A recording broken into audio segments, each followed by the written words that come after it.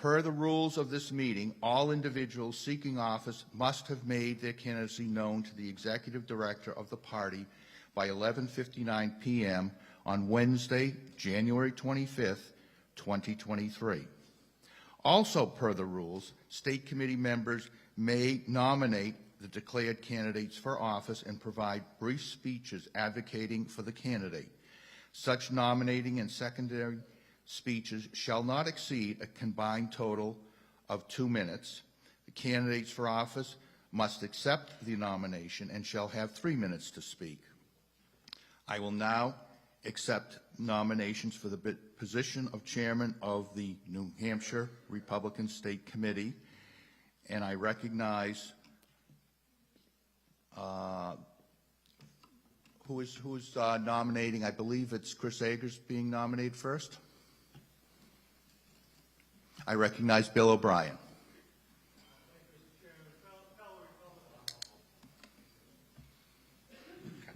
Okay, thanks. Thank you, Mr. Chairman. Fellow Republicans, I nominate the candidate who's guaranteed to be successful chairman. I nominate our national committeeman, Chris Eger. Like many of you, I'm not drawn to unproven candidates who come only with talking points about success. I want to see proven success. I want someone like Chris Eger, who has been a successful fundraiser, has been a successful communicator, has been a successful organizer. Let's make sure we elect another great chairman, a true and tried Republican leader. Let's vote for Chris Eger.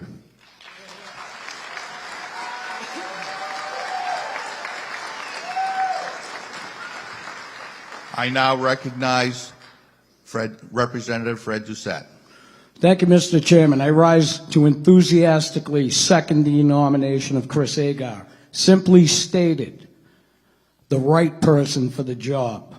He has the skills, knowledge, relationships, talent, and most importantly, experience to redirect and unify, leading we, the Republican Party, toward our collective goal, Republicans winning elections.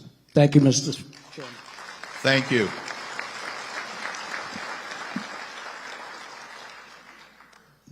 Do you accept the nomination? Yes, I do. You have 3 minutes to speak. Oh, I'm sorry, I didn't see you there. Sorry.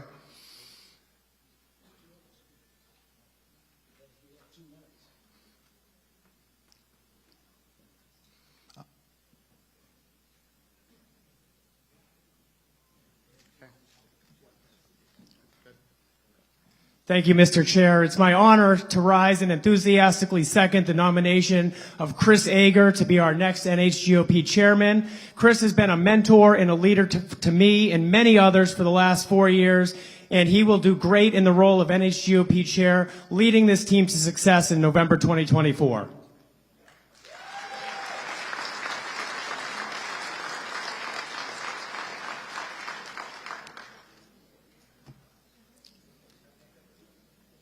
Chris Eger is an out-of-the-box thinker and has great fundraising ideas. I had the pleasure of working with him on a fundraiser in my home in Wilton for the eventual Republican Senate nominee who would get the benefit of those funds the day after winning the primary. Some of you were in attendance that night, and many of you have expressed what a successful fundraiser we had. It is my firm conviction that electing Chris as New Hampshire GOP chair is in our party's best interest. He has the talent, know-how, and likability to be the most effective chairman we could ever hope to have. And it is my intention to do everything within my power to help Chris achieve our common goal. Thank you.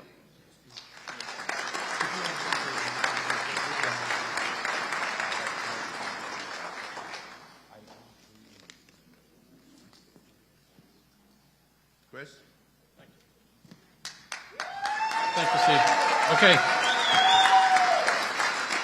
All right. Thank you all. I do accept the nomination, and I'm running because I want to win in 24, 26, and 28 and set us up for the future.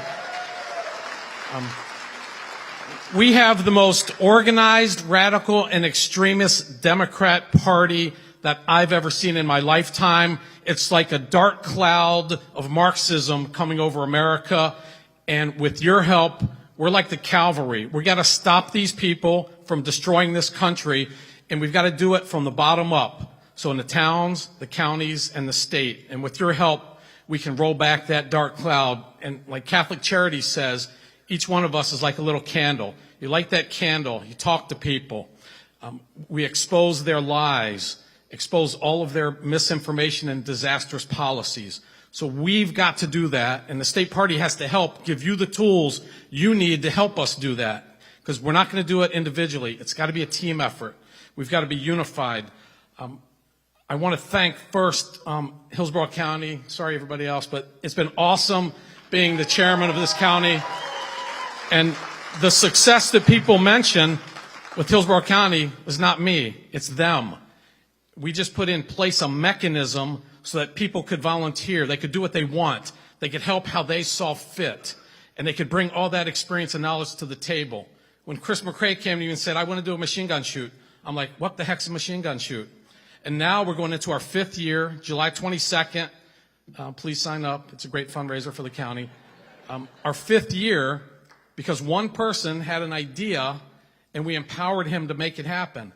Now, when you come with an idea, don't throw it over the fence and say, I got a great idea, good luck. Say, I got a great idea, I can help make it happen. And then you can be empowered. So to do that, I've got 6 committees I already have planned. I've got one-page sheets that have the committee, their mission, their timetable, and what we expect out of it.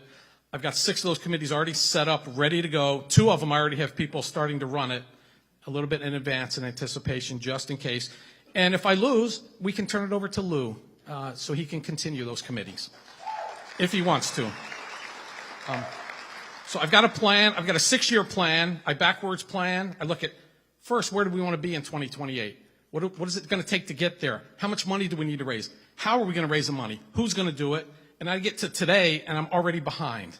So starting today, if I win, you're going to see activity as early as tonight to achieve that 6-year vision. Now, we are not going to be on messaging to appeal to people in the middle. We are not going to be Democrat light. That is no way to win. We're going to articulate our message forcefully. And we're going to get it out there to people so that they understand. The Democrats are the extremists on abortion, not us. A baby, 1 minute before they're born, they can kill it. That's extreme, not our position. And we made a mistake this year, not articulating that. We made a mistake. And we've got to own that mistake. So going forward, thank you.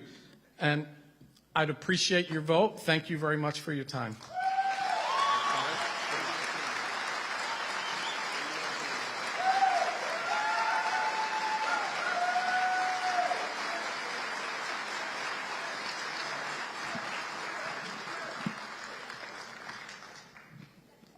Now, and unfortunately, no one gave me any of the speakers who were speaking. That's why I seemed a little bit lost up here.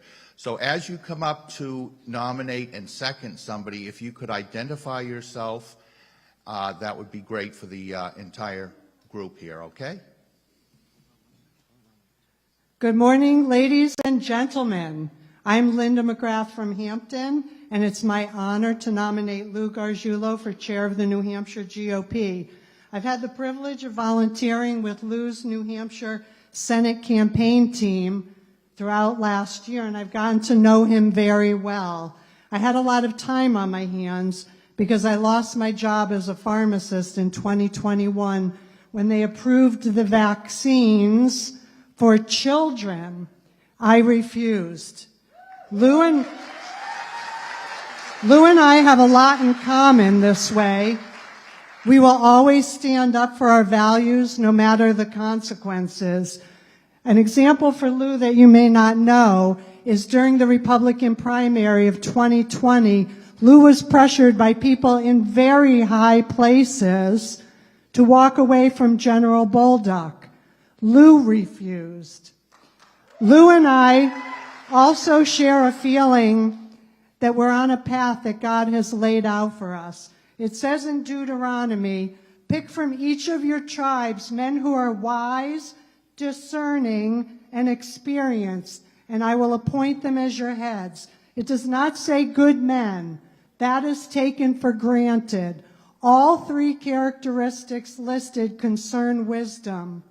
A good society is unattainable without wisdom, and I believe that Lou is the man who has the wisdom to do what every single person in here keeps telling each other needs to be done, and that is to come together as a party.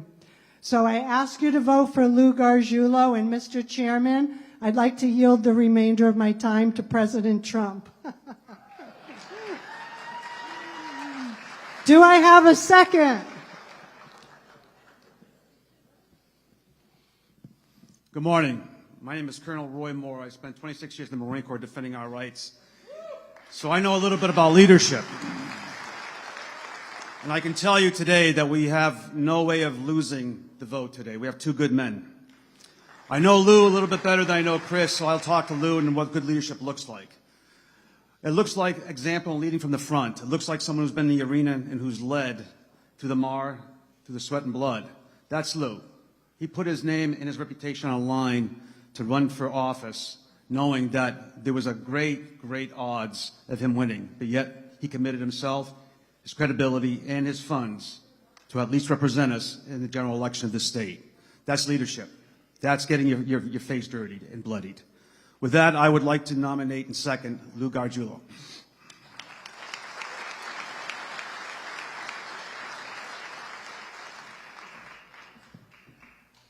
Thank you, Linda and Roy, for your nomination, and I proudly accept it.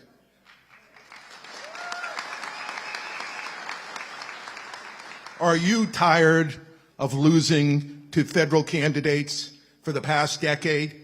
Do you want red candidates in Washington representing us? Do you? Do you want to ensure that we have a wide majority in the New Hampshire General Court? Well, I'm the guy for you. For those of you who don't know me, my name is Lou Gargiulo.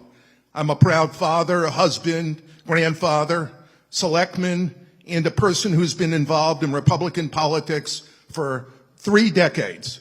I'm here today to tell you that I seek this position, not because of me. I'm not doing this as a stepping stone to something else.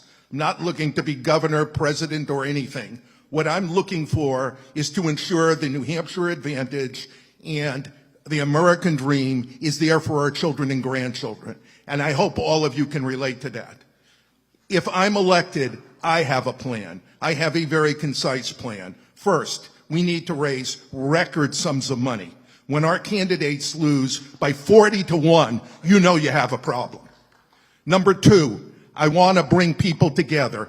New Hampshire has a lot of very good organizations out there, very splintered, not working together. They need to be brought in and recognize that they have a seat at the table. Everybody in here has a seat at the table. The only way you make that happen is to have a chairman who's going to reach out and make them feel that they're important. That has not happened for a very long time. Outside of that, we need to come together as a party at all levels. We need to understand what is at stake. And if you look right now, what is at stake is the American dream. There is no question about it. The situation in the school system speaks a great deal to it. The training that is going on right now is ludicrous. It's hurting our children, and it's causing more havoc in our families. We need to change that. We need to ensure that our taxation remains as it's been in New Hampshire. And rest assured, if Democrats take control, that's going to change. We can use that to our advantage, though. Going out in the business community, nobody wants a sales tax, nobody wants an income tax, nobody wants a capital gains tax. But whom? The Democrats. We need to make sure that's clearly articulated. As your chairman, I will do that. I will represent you both at the state and federal level. We will go forward and carry the message that the New Hampshire primary, first in the nation, is what needs to happen. And under no circumstances, given our law, will we allow that to change. With that, in closing, I ask you today to look around. Is it time for change? Is it time to find someone who has not been associated with the party in any way, who's willing to give their time, talent, and treasure to make an impact? That's who I am. If that's what you're looking for and that's what you believe in, then cast your vote for me. Thank you all. God bless you, and God bless America. And live free or die. Thank you, Lou.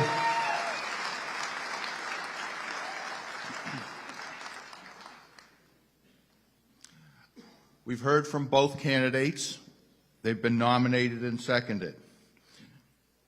We will now conduct, we are now going to hear from because both of them are on the same ballot, we're going to hear from the people who want to nominate the vice chair of the party.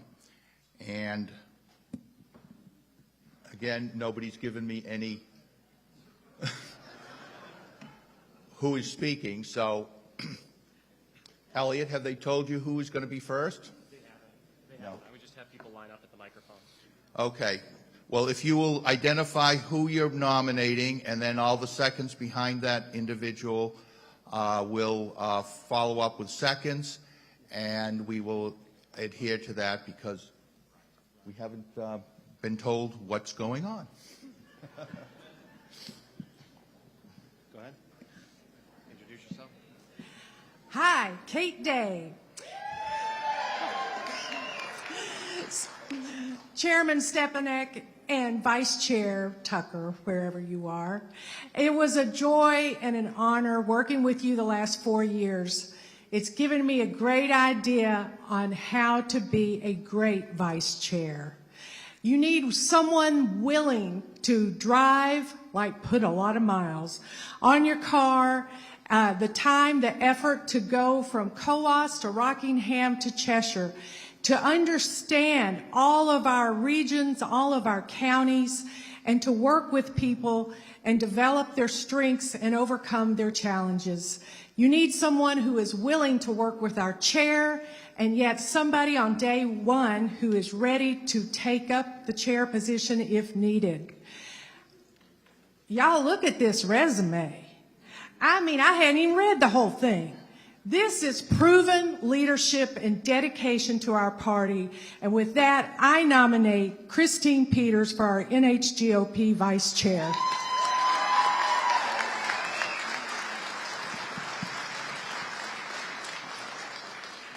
Mr. Chairman, my name is Mark Vincent, and I rise to enthusiastically second the nomination of Christine Peters for our state party vice chair. Christine is an all-star Republican activist and somebody I have had the great pleasure and honor of working with since I first became involved with the party in our town committee in Amherst, as we have worked together to elect Republicans for so many years. Kate had the list. You've all seen the letter. I don't have the time here right now to go through all of the ways Christine has helped our party, our candidates, and her community, or to list all the roles she has taken on in pursuit of getting the right people elected, including herself, by the way. This week she filed for re-election to the Sauhegan Cooperative School Board, which everybody in Amherst should be very, very happy about. But I will say this. When I was considering running for chair of Hillsborough County, the knowledge that Christine would be there to dedicate her time and her efforts and her enthusiasm to help with our fundraisers, as she had been doing for so many years, it made my decision a lot easier. And right after I was elected chair, my first conversation was with Christine, and she was already busy planning our next Lincoln Reagan dinner. So I know that her experience and her leadership were critical to our success, and I know she'll bring the same to our state party and work with all of our committee members, activists, and candidates to get Republicans elected at every level. Please join me in voting for Christine Peters for Vice Chair. Thank you, Mr. Chairman.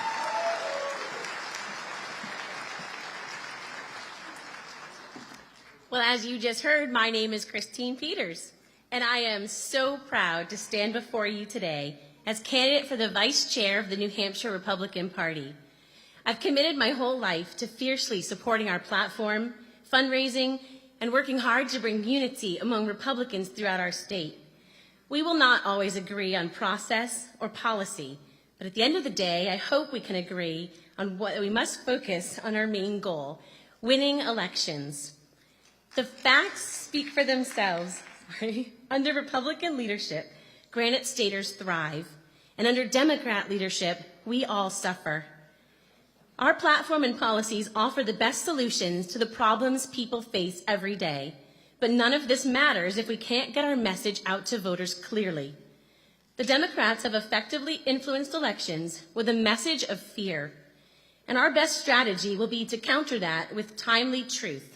As your vice chair, messaging will be a top priority. Now more than ever, we cannot give the Democrats the satisfaction of seeing us divided.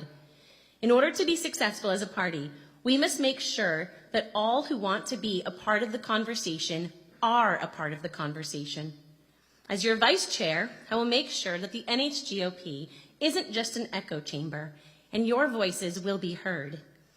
You will have the open invitation to come by headquarters and share any and all ideas with me, so we can work together to make the New Hampshire Republican Party the best it's ever been.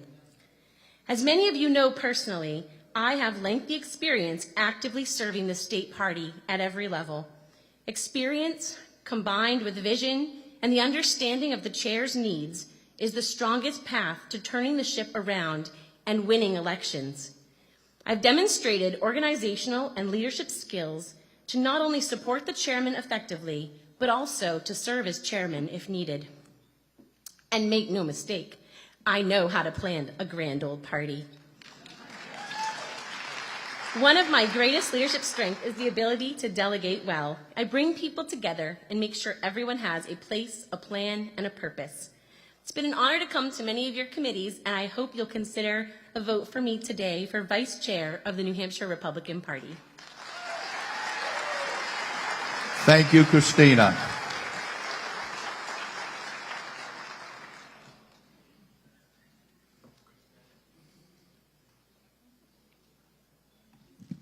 Hello, my name is Therese Grinnell, and I am here to nominate Randall Kelly for Vice Chair of the Republican Party.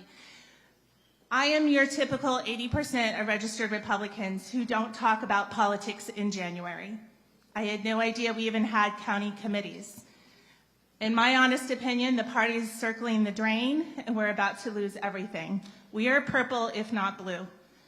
We need to bring the average voter into feeling as though they can trust and get behind and support this country, this state, and this party.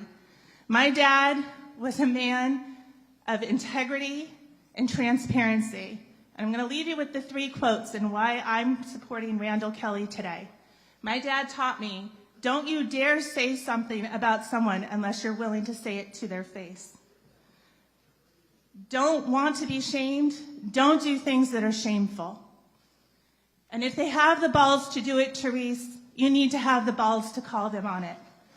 I would ask everyone in this room, you represent thousands of Republican voters today. Did you do your diligence? Did you call General Bolduc and ask him why he withdrew? And did he trust you enough to give you a transparent, real answer? We need people that we can trust that are not going to push out the people that are here, not for political gain, not for a political resume, nothing but to save our country for our children. I thank you for your time and your consideration. Randall Kelly has demonstrated all 3 of these characteristics that my dad instilled in me. He is bold, he is brave, he is transparent, and he is clear. And he's here for his granddaughters. And for that reason, he has my vote.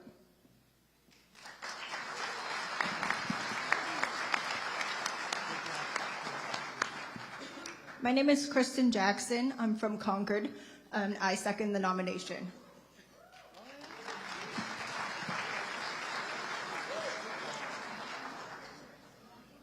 And I, Randall Kelly, accept. One of the greatest examples of a Republican, Ronald Reagan, once said, "We're only one generation from losing our freedom." Ladies and gentlemen, my name is Randall Kelly. I'm going to be your next New Hampshire Republican Party Vice Chairperson. There is no more qualified candidate than someone such as myself, a candidate who will work with the chair to recruit, educate effective, constitutionally driven candidates. There is no candidate who can rally the liberty groups such as myself. One of the groups who have become a big demographic of our party, yet unfortunately the party has left to the wayside. Under the new leadership, no longer they will be cast as lepers because they choose to align themselves with the Constitution. They choose to have our municipal and political affiliations in government run as the Constitution intended. People say change comes from great people. I've met a lot of great people who are not good. I want to be the representation of good people, a great leader. Good people built this country. They laid the foundation which our liberty, freedom, and moral standing have had themselves chipped away for decades by the failed leadership and misrepresentation we call the Republican Party. Everything from election integrity to the sexualization of our children to the exceptions of transgenderism has found itself with very little opposition from within the party. Once we get our grads and our candidates elected, we can educate them in a hall they have not been. We must then execute, execute, execute. Then we can recruit, recruit, recruit. Stop this passive, fickle approach to political change. We are cheating New Hampshire, we are cheating our children, and we are cheating ourselves into believing the path we are traveling is prosperous for the New Hampshire Republican Party's future. Folks, we're 0 for 14 sending people to Washington. That is not the representation of proper leadership. I understand there's a lot of factors that come into play to make that happen.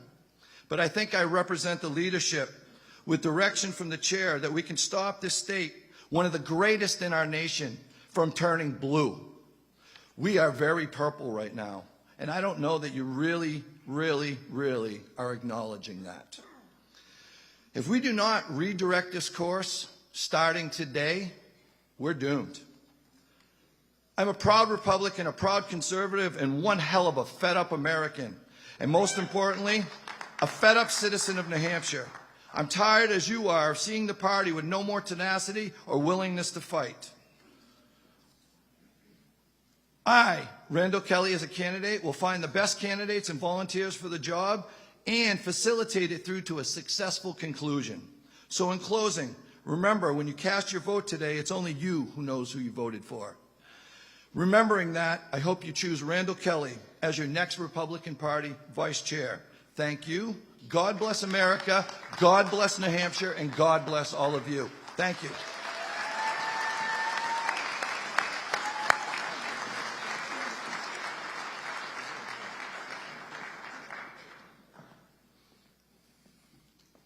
Ooh, this is tall. See how short I am right now. Hi, everybody. I'm Kate Baker Demers, your friendly neighborhood school choice lady. Thank you. I rise today to nominate Ryan Terrell for vice chair of the party. Ryan is a partner of ours in expanding education opportunities in New Hampshire, and we're so grateful for his volunteering on the State Board of Ed, making sure that education innovation in public schools, learn everywhere, private schools, are all moved forward in New Hampshire. It was about as easy to get him nominated and confirmed to the State Board of Ed as it would be to get me confirmed with a Democrat majority. Andrew Valinsky at the time didn't think Ryan was a good fit for the State Board of Ed. They voted down his nomination and disparaged him. It was at that point that I knew Ryan and I would be good friends. So thank you again to Ryan for his work moving forward education freedom. Thank you to the Executive Council, our current Republican majorities who confirmed him. Ryan is a persuasive leader. You might have seen one of his op-eds. He's a great listener. He operates with integrity, and I'm extremely jealous of his gorgeous hair. Join me in supporting this extremely effective education freedom principled advocate so he can do for our party what he's done for education freedom in New Hampshire. Thank you.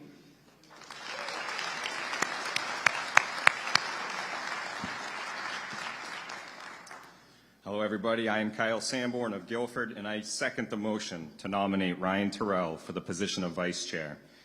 To all of you esteemed NHRSC members, to all of my friends, allies, and fellow patriots also embarking on this journey to preserve and expand freedom and liberty for all generations, I stand here today and respectfully ask that you would join with me and cast your vote for Ryan Terrell to be the next Vice Chair.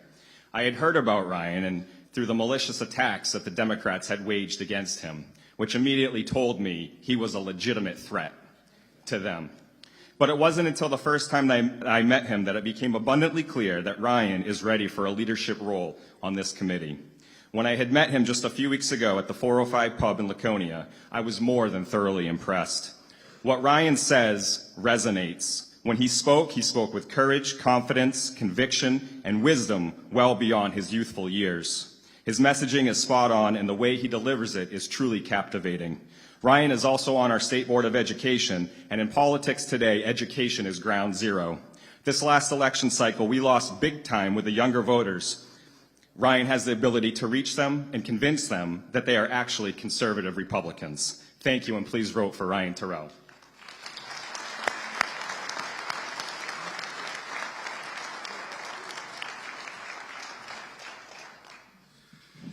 Hello, fellow Republicans. First of all, glory be to God. And secondly, thank you all for the service that you all do today. This is not an easy decision that you have in front of you. The reason why I'm running for vice chair is, as you may have heard, I've been serving for the past 2 years on the State Board of Education, where we see the fight for our children's minds come across our desk at least once a month. We see the push for diversity, equity, and inclusion. We see the push for CRT. We see the capture and the corrosion of our education system in real time, and I am forcefully and eagerly excited to stop that progress in our education system. Thank you. You know, I did not have the great fortune, like many of you, to be born in New Hampshire. I chose it to be my home in 2011 after receiving an academic scholarship to SNHU. I chose to stay here because those words, live free or die, because death is not the best of all evils, resonates with me. We have a country to save. We have a conservative platform that has the solutions. We have great patriots in this room. We have business leaders in this room. We have dedicated volunteers in this room. The role of the vice chair, along with the rest of the leadership, is to plant a flag, communicate who we are, and enjoin people to join our causes to save this great country and to save this great state. I have a record of experience in the private sector doing that. I'm the only candidate that spends his time gaining market territory, increasing budgets, and making branding and marketing messages for a private company that we sell across the state. We have a lot of work to do, and I know working alongside of the rest of the e-board and all of you that we can do it. I'm humbly asking for your vote today because I know that we have a lot of work to do and a great party to build and to be proud of. And again, glory be to God, glory to all of you, and thank you for the work that you do. I humbly ask for your vote today, and I appreciate that it is not an easy decision, but it's one that we have to make. Thank you all.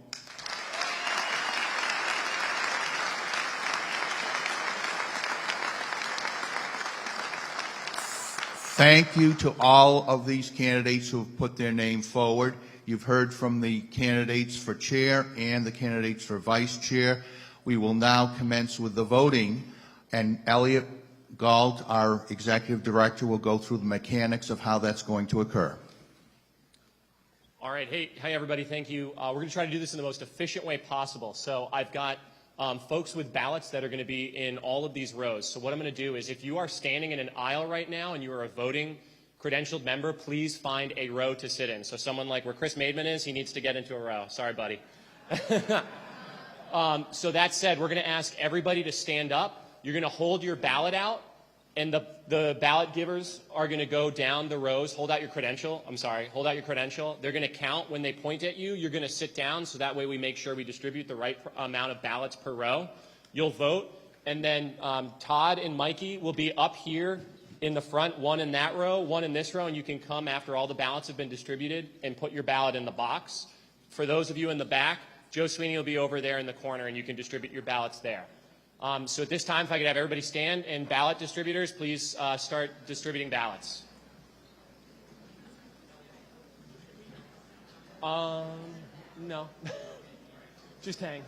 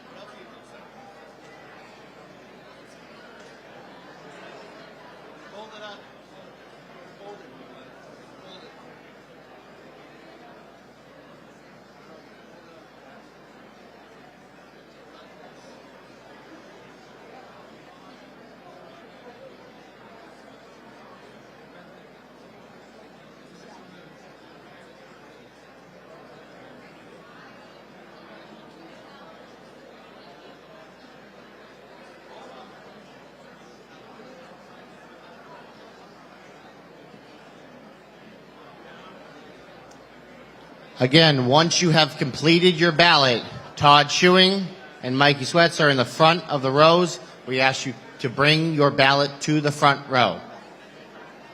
Mike Biendo.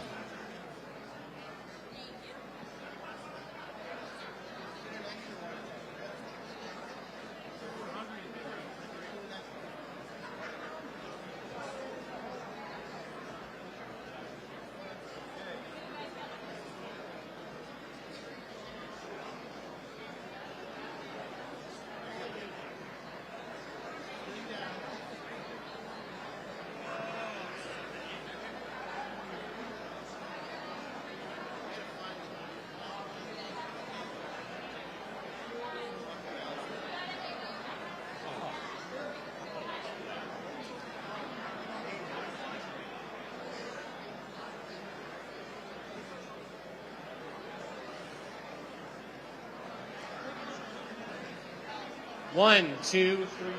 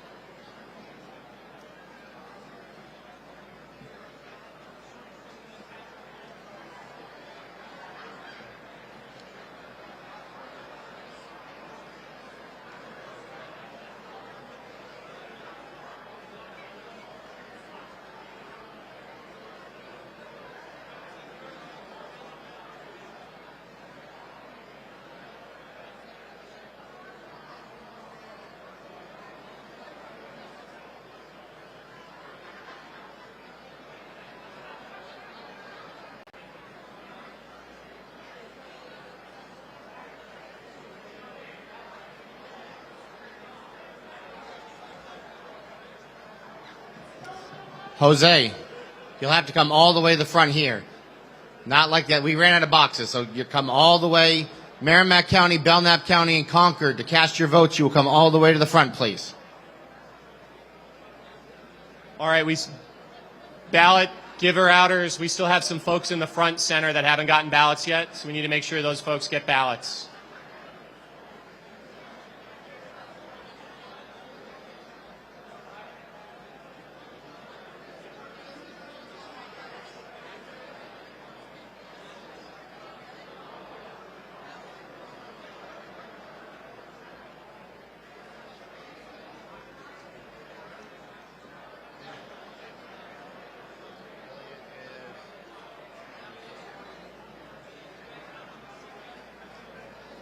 Alia, can you see me up front here?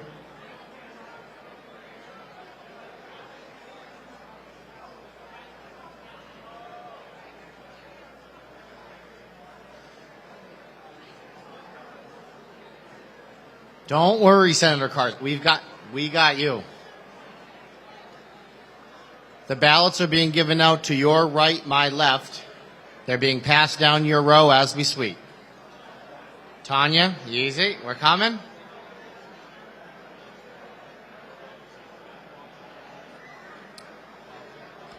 Grafton and Coos. Do people still need ballots up top?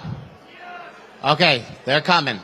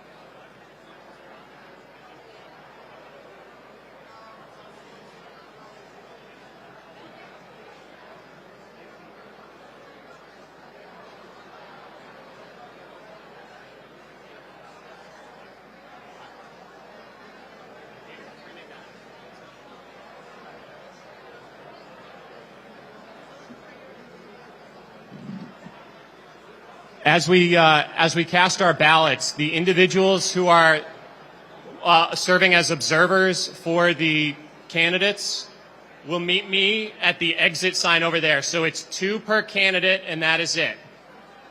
So 2 people for Chris Ager, 2 people for Lou Gargiulo, 2 people for Randall, 2 people for Ryan, and 2 people for Christine.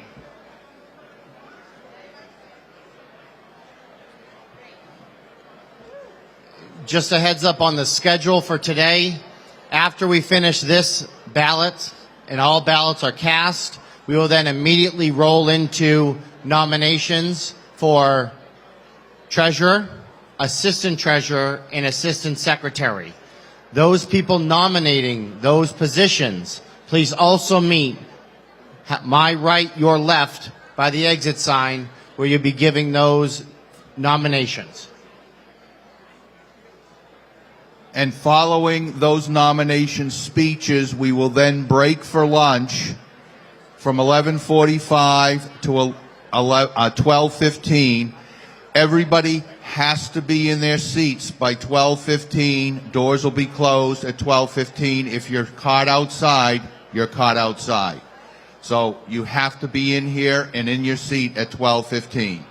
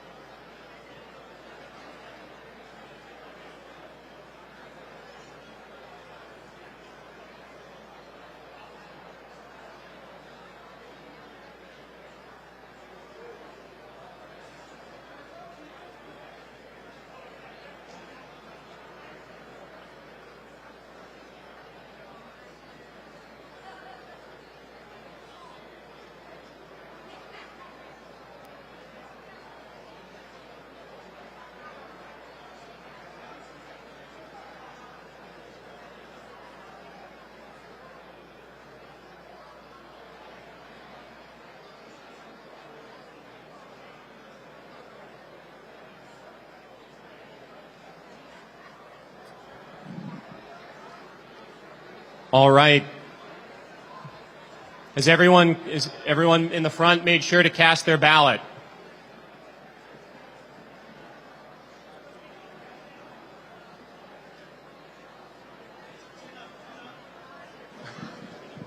Right. At this time, is there anyone who has not received a ballot? If you have not received a ballot at this time, please lift your credential high above your head. Brian, you haven't received a ballot? Oh, okay. If you have received and counted your ballot, can you please sit? If you have had your ballot passed in, please be seated so that way we can make sure we get everybody.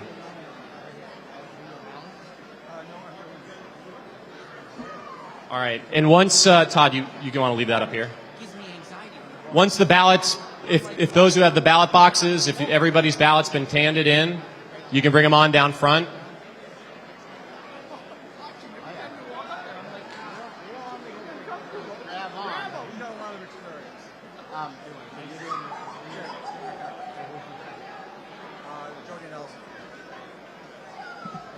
Jody Nelson to the microphone. All right. Is there anyone who has yet to cast a ballot? All right. All ballots have been in. I'm closing off balloting. All right. Again, those observers who are helping observe the count will please join me by that exit sign over there because we have to walk to a secure area. So if you are one of the observers, please go to that back corner. And would Joe Sweeney, Todd, and Mikey join me back there? Yeah, can you take those with you? Mikey, can you help? We're going to grab these and go in the back corner. Last call for observers who are watching the ballot counting. I'll take those. Because we have to walk you to a secure area. If you are not by the door by the time I get there, you will miss out.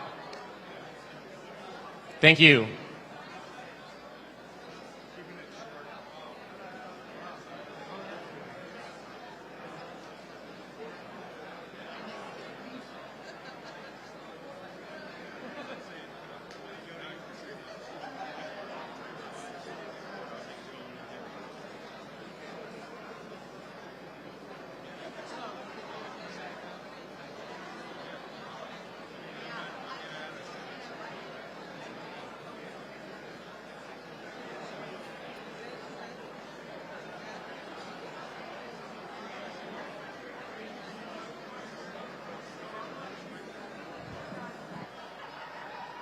Any observers for the vice chair candidates?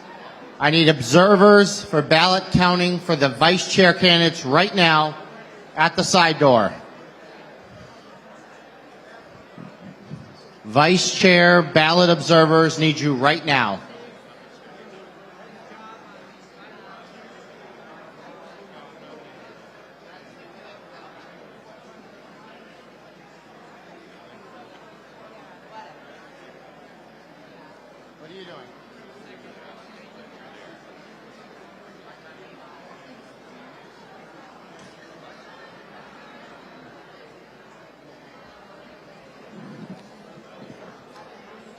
Okay, if everybody could settle down and get back into the seats, we're going to start the nomination process for treasurer, and then we're going to roll right into the nomination process for assistant treasurer and assistant secretary. So I need everybody in their seats right now.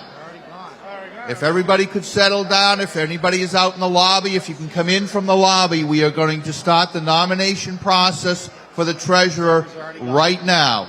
Sorry, that's why I said it. I was rushing.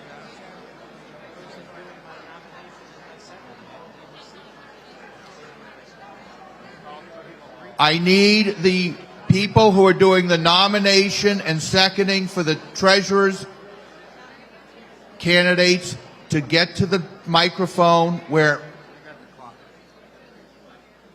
Who's doing Alan? Your second? Come on up. Okay, Andrew's got his hand up. Do we have them lined up yet? We are ready, Mr. Chairman. Okay, I see a lot of empty seats. We are starting the nomination process for the treasurer. Yep. Okay. So let's kick it off. Identify yourself and... Thank you, Mr. Chairman. I am Chris Buda from Nashua, and I'd like to nominate Alan Glassman for treasurer of the New Hampshire Republican State Committee. Hold on one. Could everybody please be respectful and settle down so that we can hear the nomination speeches? Thank you. Thank you.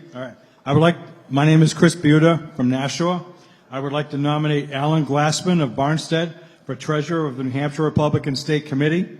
We need someone who will submit accurate and timely financial reports. Alan has a good track record doing that over the many years. And I don't know about you, but I don't want to go back to the bad old days when we had bad FEC filings and things like that. So we need a steady hand at the office of treasurer, and I nominate Alan Glassman. Thank you.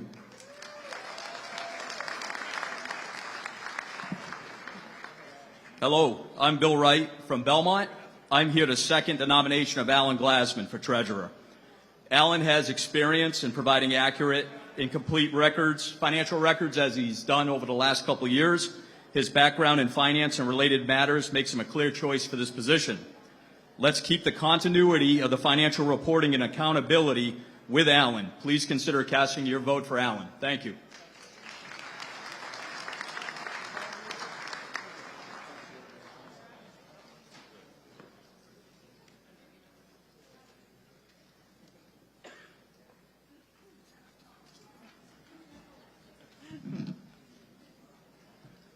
Well, here I am again.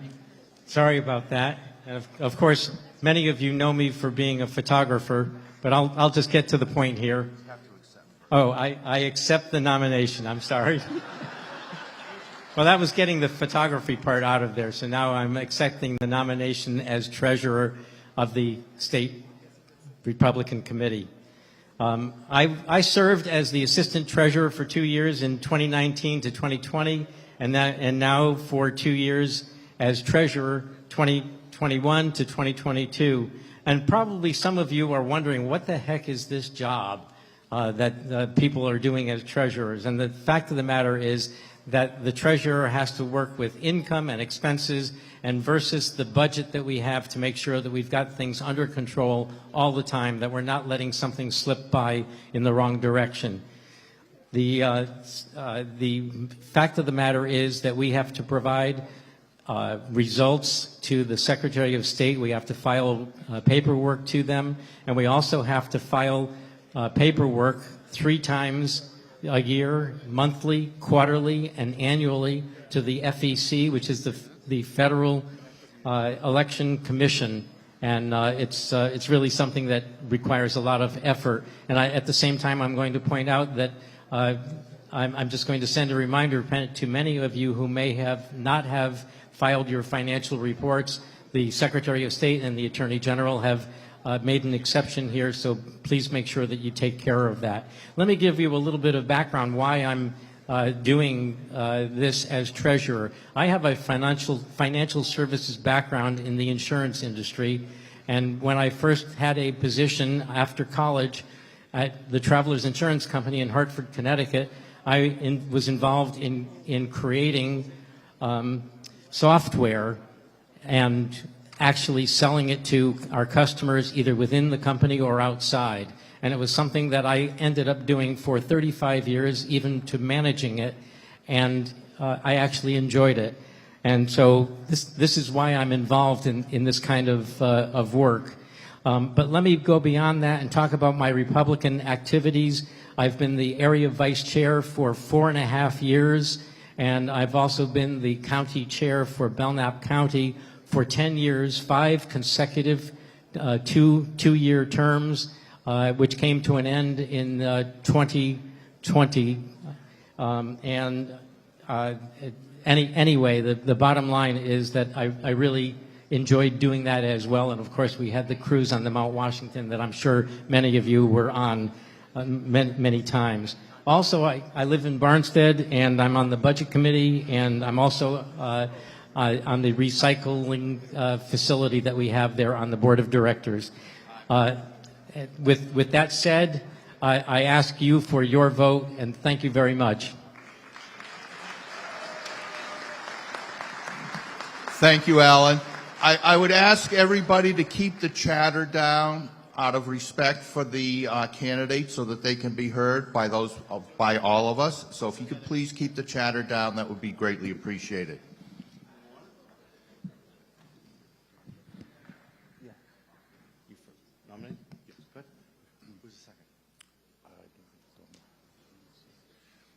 My name is Jose Cambrils from Merrimack County, and I would like to nominate for treasurer Dawn Johnson. Dawn is a wonderful patriot. She's a former state rep, and she has all of the accounting and financial background to be able to do the job. And again, I would hope that you would join me in voting for her, as she is a true patriot. Thank you.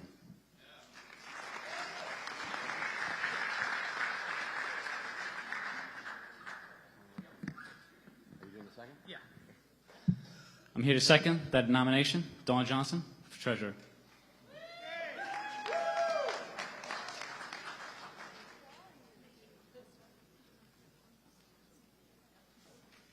Dawn to the podium. Dawn, are you here?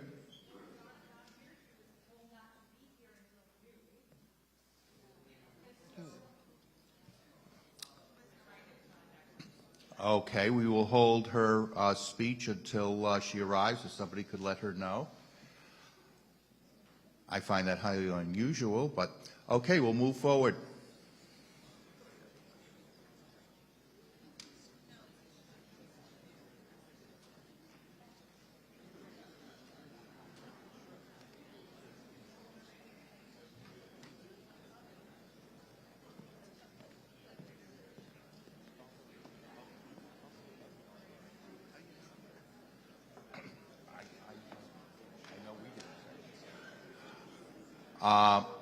At this point in time, we're going to hear from the Assistant Treasurer.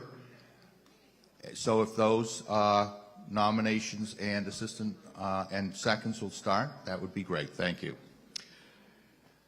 Mr. Chairman, my name is Mark Vincent, and I rise to nominate Janice Matthews from the town of Ware for Assistant Treasurer of our state party. Janice is starting her second term as treasurer of the Hillsborough County Republican Committee, where she has been a key member of a leadership team that has set all-time records for HCRC fundraising. More events, more donors, more filing of compliance forms with the state, it all adds up to more work for the treasurer, and we are extremely fortunate that Janice is willing to donate so much of her time to do this work for our county committee. Janice has also served as treasurer for her town Republican Committee. She's currently a member of the Town Finance Committee in Ware and is the treasurer for a federal political action committee. Janice recently retired from a nearly 35-year career in the defense and aerospace industry, where she was responsible for $10 million plus budgets and contractual negotiations worth over $140 million. It's safe to say that Janice knows finance, knows budgets, and is well-versed in political fundraising and the duties of a treasurer of a political organization. She now wishes to bring that experience, enthusiasm, and dedication to the NHGOP and partner with our treasurer to do the work needed to manage our finances. I would strongly encourage all of my fellow state committee members to support Janice for this important position. She is a conservative Republican who shares our values of smaller government, low taxes, and local control, and she will be an excellent addition to the executive board, as her focus will always be where it needs to be: fundraising, supporting our Republican nominees, and winning big on Election Day. Please vote Janice Matthews for Assistant Treasurer.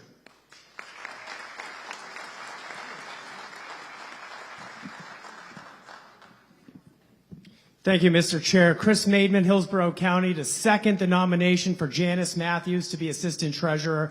Not only does Janice have the qualifications to do the job, but she'll bring a new perspective to the executive board without replacing anybody else. I look forward to serving with Janice on the executive committee, and I ask that everybody here please vote for Janice Matthews to be the Assistant Treasurer for the New Hampshire Republican State Committee. Thank you. Thank you. I will at this point make a clarification.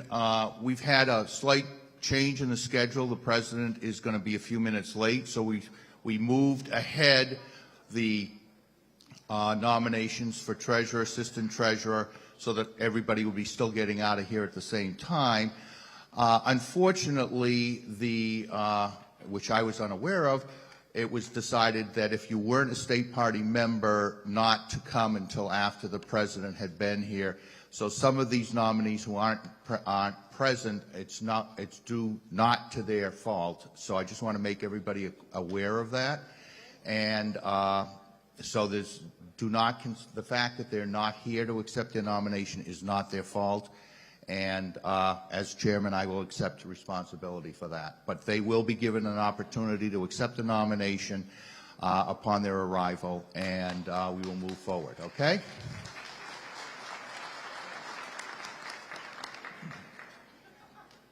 Good morning, everyone. Thank you, Mark. Thank you, Chris, for the nomination and the introduction. I accept. I'm Janice Matthews, and I would be honored to serve the New Hampshire Republicans as Assistant Treasurer. If you all read the email I sent you last week to most of you, or listened just now to the nomination, you received a tiny recap of my professional career and political activities since I've retired. I hope your takeaway is agreement that I'm well qualified and eager to serve. Enough about me. I'd like to talk about all of you for just a moment.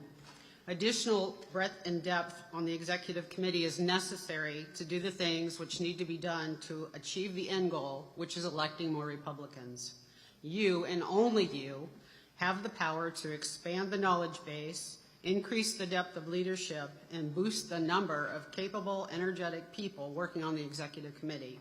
You do that today, right now, by voting for me, Janice Matthews, for Assistant Treasurer. I thank you for your attention, and more importantly, I thank you for your vote, and I look forward to getting busy, down to work with you to put more Republicans in office. Thank you.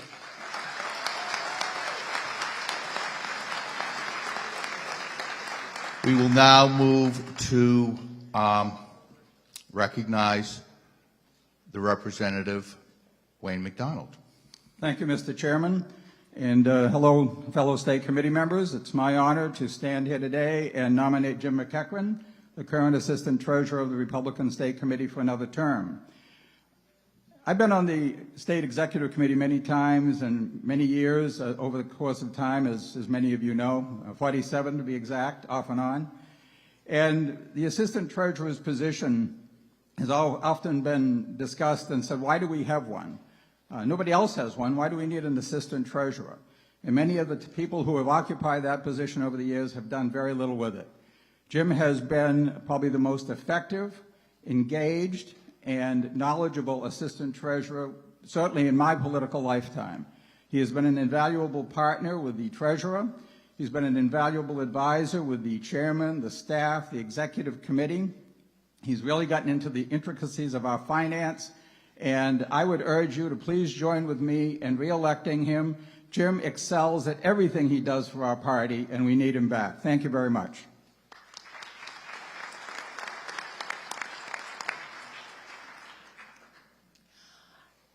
Hello, everybody. I'm Jody Nelson.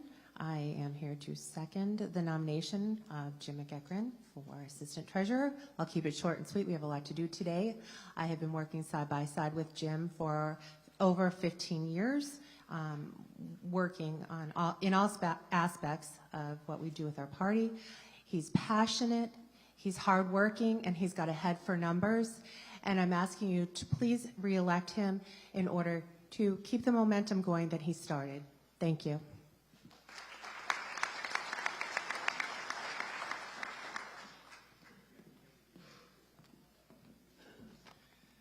Thank you, Mr. Chairman. I accept the nomination for Assistant Treasurer to the NHGOP. For those that don't know me, I'm Jim McEachran. I am currently the Assistant Treasurer of the New Hampshire Republican Party, running for re-election. I have worked for the last several years with Alan Glassman, our Treasurer, to enhance the financial position and ensure our records are up to date and accurate. And during the last 2 years, I'm proud to say that all our records, both state and federal level, have passed all reviews. During these past 2 years, we have also implemented process enhancements to ensure records, reports, funding sources meet the needs of the NHGOP and support the needs of all of our candidates. You heard Alan's report tonight that we started the year and ended the year with funds in hand so that we could enhance those positions and help in our special election. As to my background in my professional life, I've been a project manager, program manager, up to vice president, general manager of a product development company. In these roles, I have been responsible for budgeting, financing, growing businesses within the budget to meet not only the needs of my company, but the needs of my customers. In my community activity, I have been elected to the Derry Town Council on multiple terms, spending time as vice chair and chairman, and all 9 years been part of the budget committee and known as the numbers guy in the town of Derry setting budgets. As far as the Derry GOP goes, I've been a past vice chairman and chairman, and during this time we've always been very successful with our Republican representatives and county officials always getting elected. In fact, in this past election, all Republican state reps, county officials, state and federal candidates won in Derry. I know what it takes to be successful and win, and I have a proven track record of getting the job done in every position I held.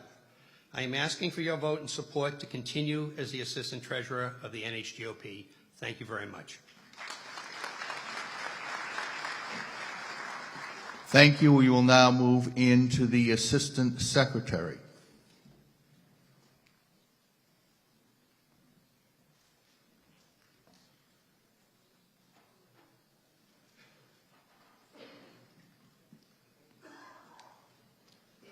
Hello, my name is Julie Tucker from Ryan, New Hampshire, and I nominate Kirsten Larson Schultz for Assistant Secretary to New Hampshire GOP. Kirsten grew up in New Hampshire, went to UNH, and is a mother, wife, and small business owner. She is a past state representative from Somersworth, New Hampshire, and is currently co-chair of the Northampton Republicans Town Committee and also serves on multiple local town boards.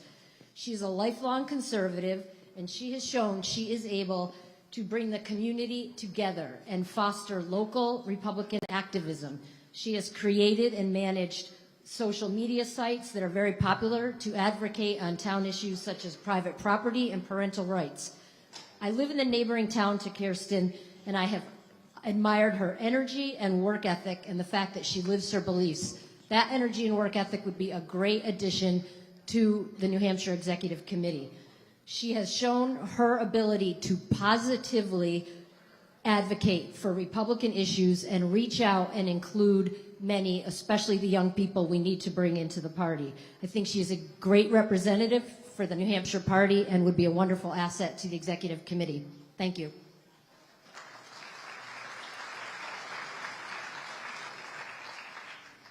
My name is David Hagan. I am the chairman of the Hampton GOP, and I am proud to second the nomination for Kirsten Larson Schultz.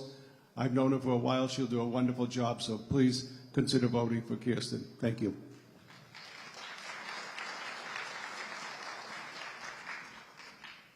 Hello, I'm Kirsten Larson Schultz, and I gracefully accept the nomination. I grew up in Sullivan and Grafton County, graduated from UNH twice, am a former state rep from Stratford County, and am currently an active community advocate in Rockingham County with my husband and 9-year-old daughter. So you could say I'm forged by granite. Both my husband and I are small business owners. I'm currently a freelance marketing consultant with over 27 years experience in all facets of marketing and public relations. I became politically active during the Obamacare debate, and although there was a short pause after the birth of my daughter, I always look for opportunities to be actively involved and give back to my community. I served as state rep for Somersworth in 2011 and 12, clerk of state and federal relations and veterans affairs. Since moving to Northampton in 2013, I have actively been involved in my community on several local boards and committees.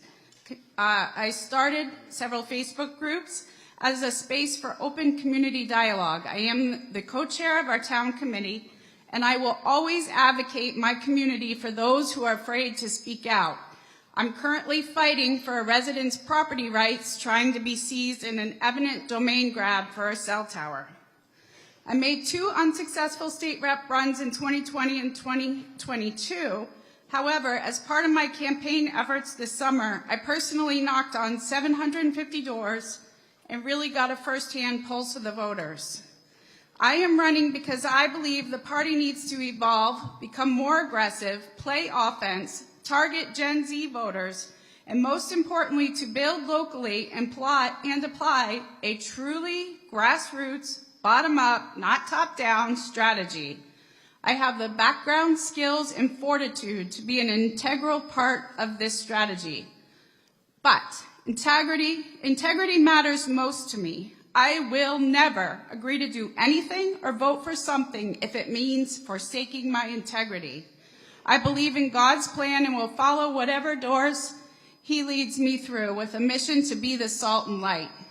In closing, it's a running joke amongst my family and friends that I have an inability to say no to an opportunity, especially when the pay is zero, much to my husband's chagrin.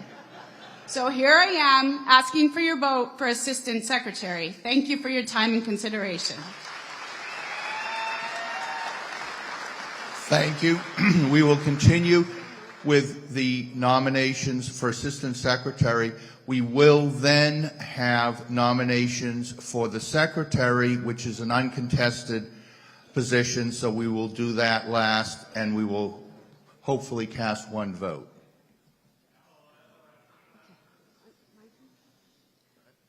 Hi, I'm Beth Scare of Nashua, and I nominate Thad Riley for Assistant Secretary of the NHGOP.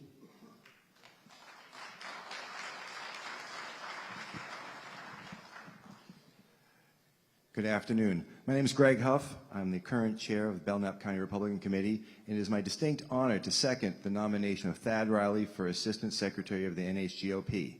Thad possesses the qualities that will help make the NHGOP successful. He is a selfless team player who will do whatever it takes to accomplish our goals. I ask that you cast your vote for Thad Riley for the Assistant Secretary of the NHGOP.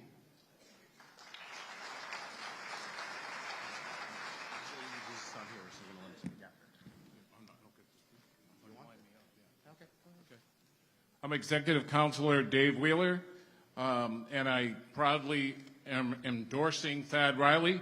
I met Thad while he was on the campaign trail around the state, and Thad gets into, primary when he's running for governor, and had already been fighting around and around the state, and Thad has a very good background in marketing and statistics and analysis. I think he'd be a great member on the state committee and as Assistant Secretary.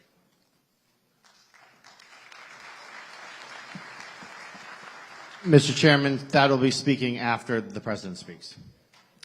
Okay, great. Now we will move into the nomination for Secretary.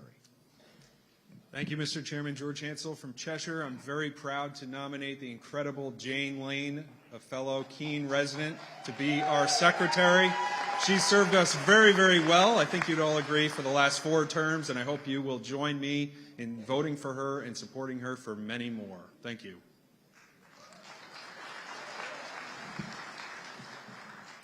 Mr. Chair, my name is Michael Aaron from the great town of Ackworth, New Hampshire. I am also the chair of Sullivan County Republicans, and I am honored to second the nomination for Jane Lane for Secretary of the NHGOP.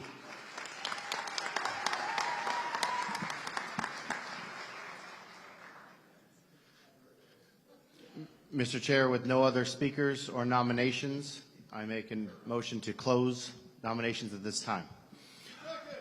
There's been a motion made and seconded to close the nominations for Secretary.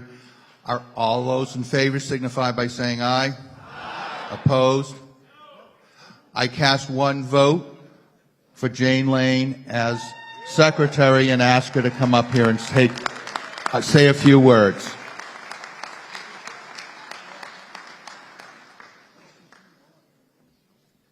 Thank you, Mr. Chairman. Very few words. The shortest speech today of acceptance. I accept your nomination and your vote, and I'm happy to move forward for another 2 years. And thank you, George and Mike, for nominating me and seconding the nomination.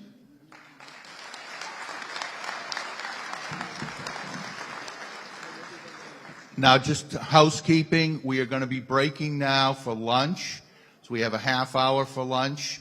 from 11:45 to 12:15.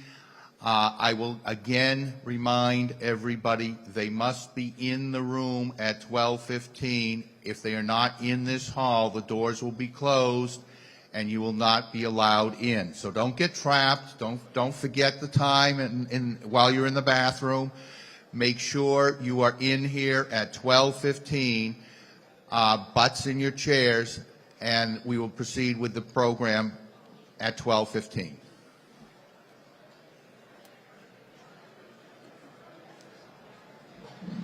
There is a variety of food in the lobby. Again, food is available in the lobby for purchase from the Salem GOP. I cannot reiterate enough, 12:15, the doors will close. Please, the doors will close at 12:15. Be in your seat. And if Elliot is in the hall, could you see me up here?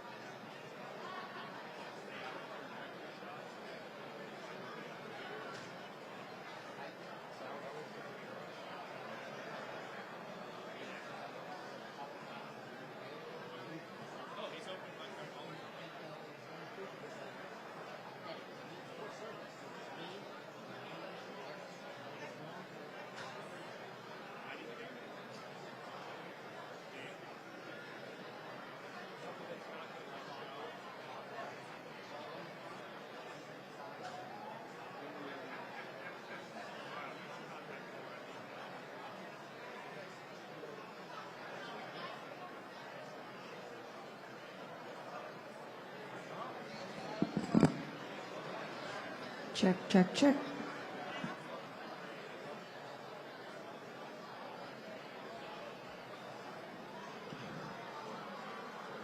Elliot, if you're around, could you come up to the stage here for me? Elliot Galt.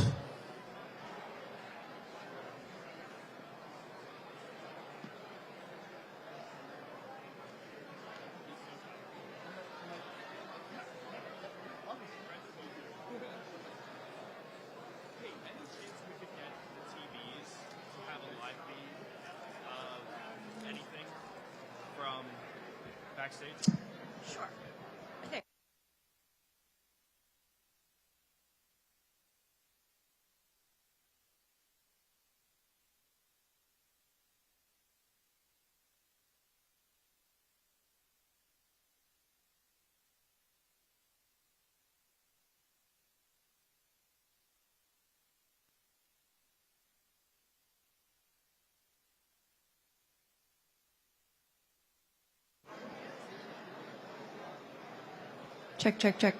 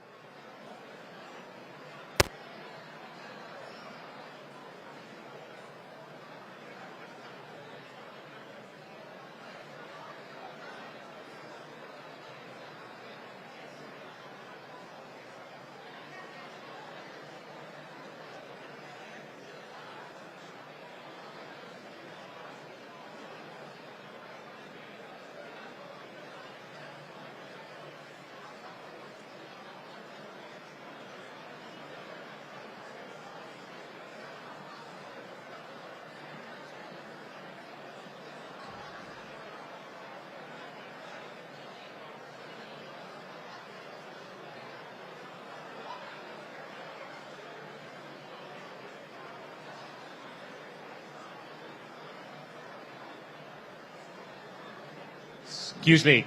Can I have Chris Ager and Lou Gargiulo to the stage? Oh.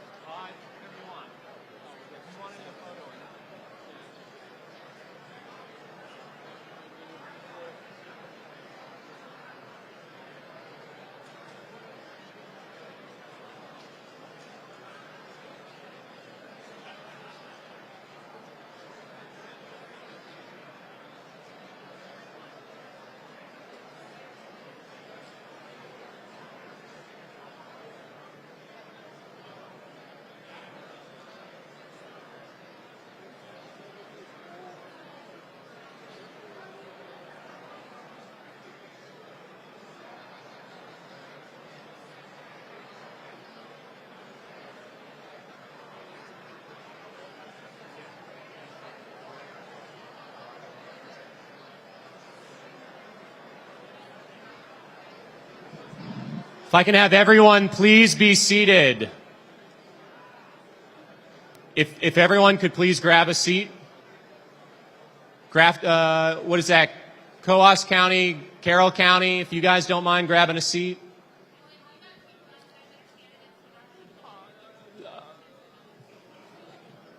Yeah, they can come after. I think they're shutting everything off because of the president. They can come after he speaks.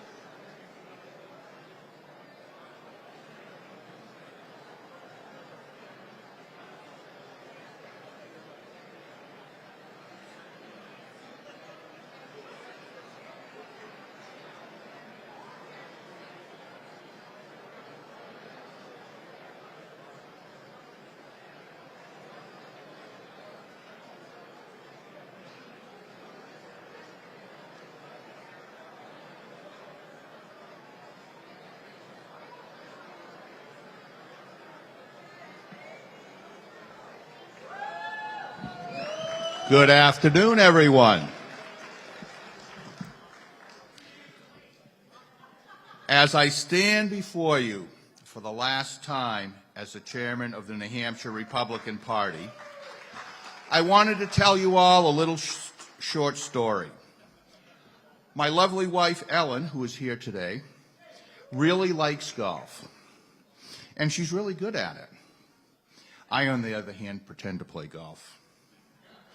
Back in April of 2014, Dave Bossy, president of Citizens United, was holding his Freedom Summit, bringing 12 potential 2016 presidential candidates to Manchester. Ellen had gotten tickets to attend the Cadillac Doral Golf Tournament in Miami in March. While we were at the tournament, Ellen spots Donald Trump riding by in his golf cart, and she chases him down.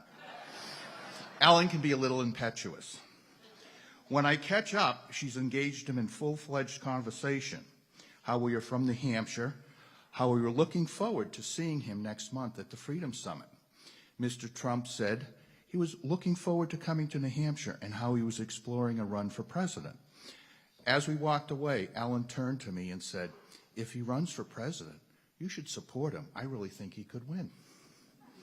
A year later, we hosted the first and only house party for Donald Trump. And in June of 2015, when his official presidential campaign was announced, I introduced and endorsed him at Manchester Community College, which, according to Corey, made me the first elected public official in the country to endorse and support Donald Trump. Through all the ups and downs of that campaign, all the twists and turns, Ellen was always by my side. I want to start by thanking you, Ellen, for your insight, for your unwavering support, and most of all, for your love.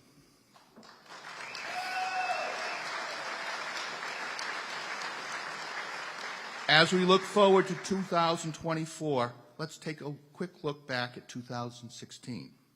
Before I decided to support Donald Trump for president, I spoke with most of the other candidates looking to run.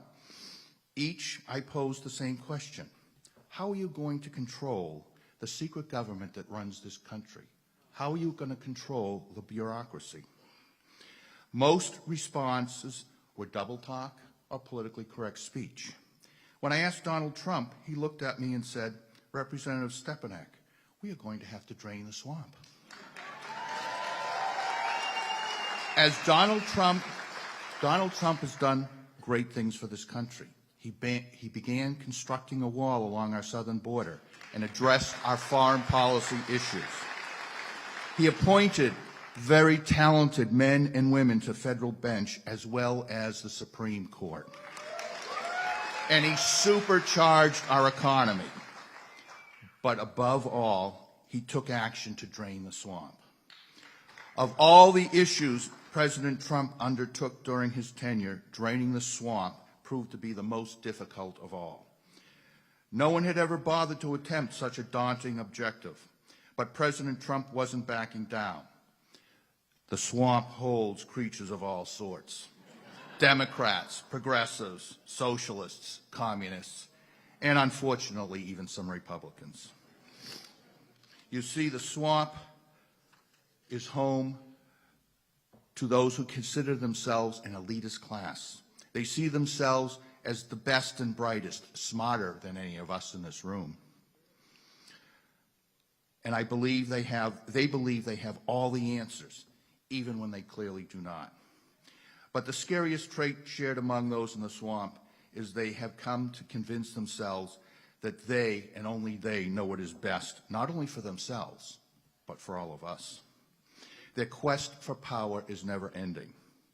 There is only one man who can put an end to this, and that man is Donald J. Trump. Now, looking ahead to 2024, plenty of qualified individuals come to mind, all of which stand miles ahead of any Democrat looking to enter the field. But regardless of which side of the aisle they stand on, they share one thing in common. They want to build on and continue the policies of President Trump. Politicians have talked about building the wall for over 30 years. There's only one person who stepped up and did it. Politicians have been talking about moving the embassy to Jerusalem, both Democrat and Republican, for over 30 years. And who was the one person who had the backbone to do it? Donald J. Trump.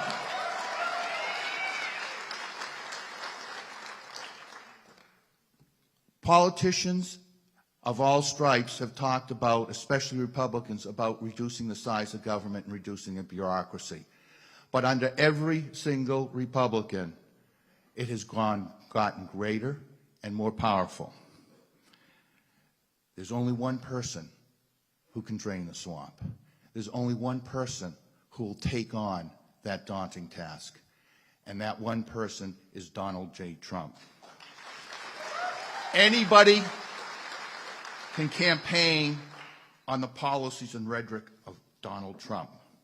There's only one person who, when elected as president in 2024, will, without a doubt, continue Trump's policies. He will continue to build the wall. He will continue to drain the swamp.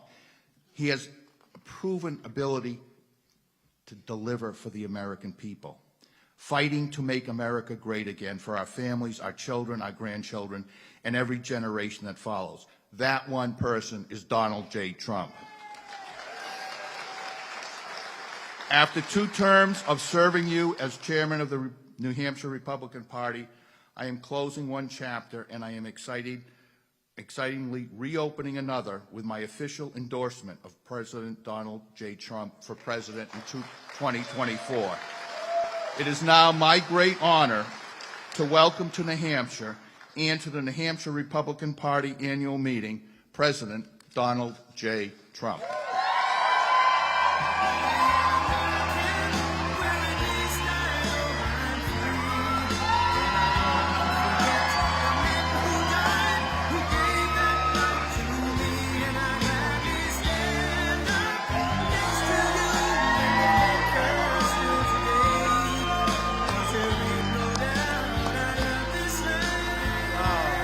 That was great.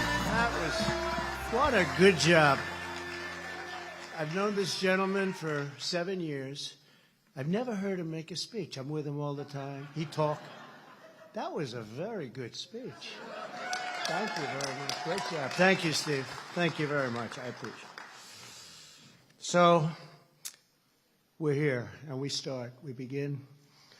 And I want to thank New Hampshire for the warm welcome outside. There are literally thousands of people. I don't know if you've seen them, but they're all, and no negatives, all positives. And it's really beautiful, and it's a great welcome, and I'm thrilled to be back in this beautiful state that we all love, so near and dear to my heart. I want to take a moment to salute your incredible outgoing chairman. Steve, what a job you've done. You've really done a great job. Steve, stepping up.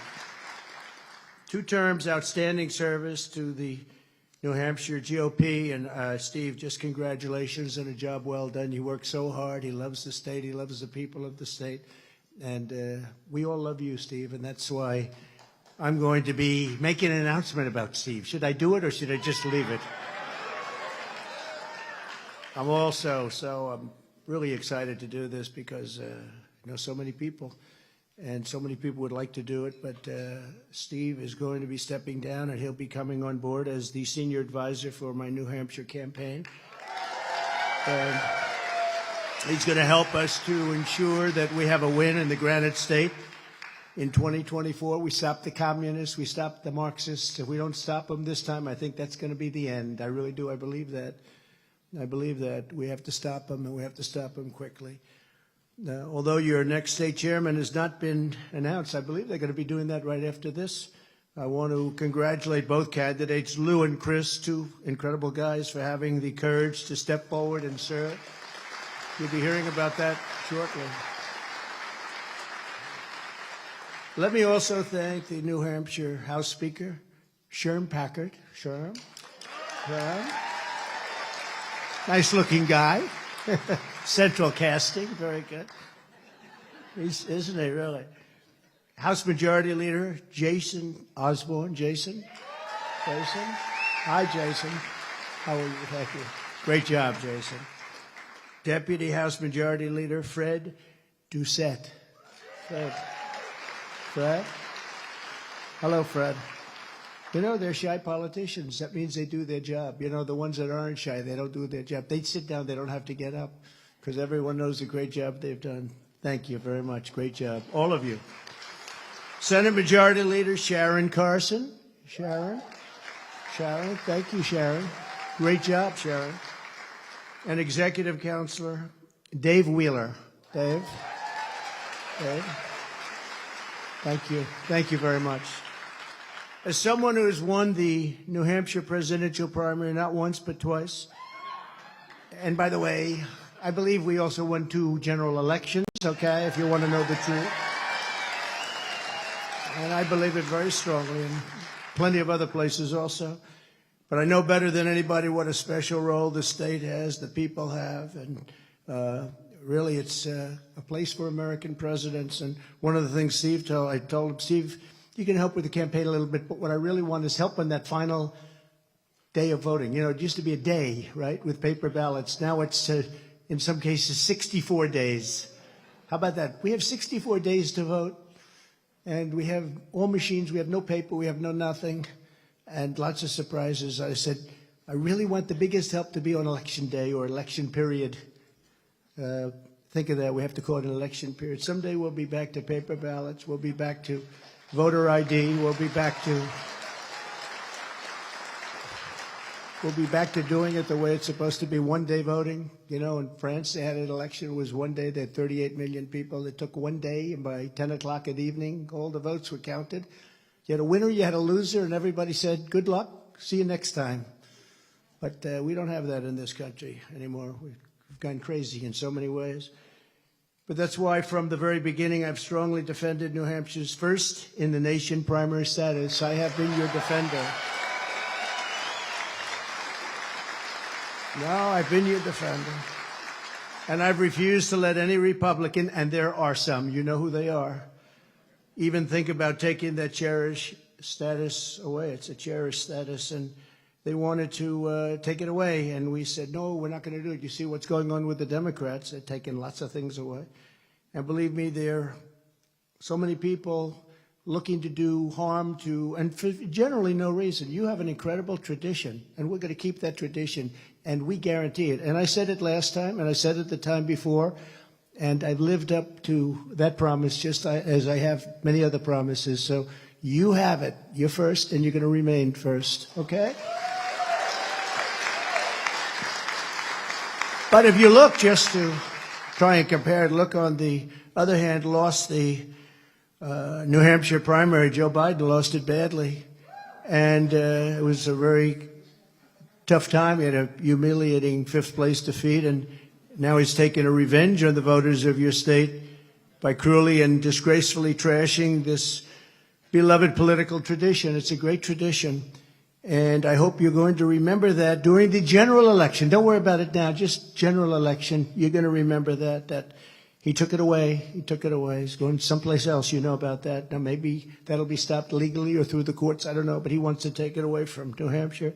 I stand before you today and make this solemn pledge. When I'm back in the White House, I will ensure that New Hampshire remains the home of the first-in-nation Republican primary for many, many years to come.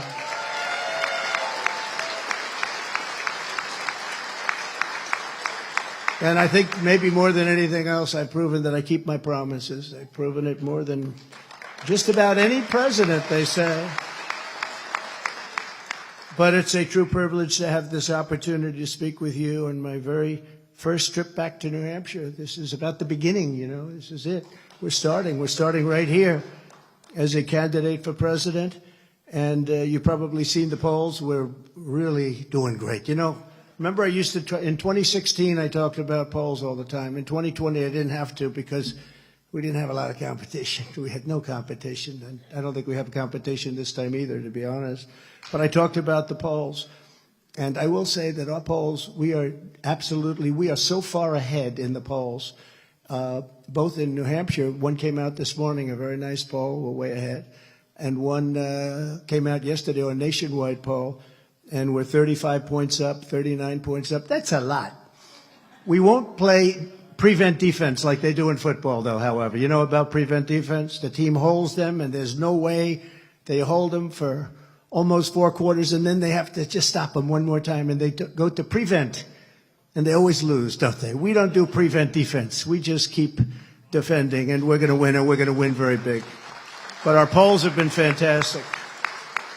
Everyone in this room shares the one key mission. We're going to defeat Joe Biden, and the radical Democrats. These are radical left people.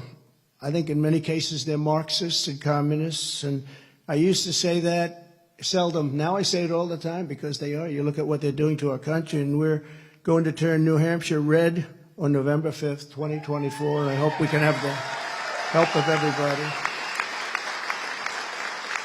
Under Biden, our nation is being destroyed by a selfish, radical, and corrupt political establishment. That's what it is. Nobody even knows why. Why are they doing these things?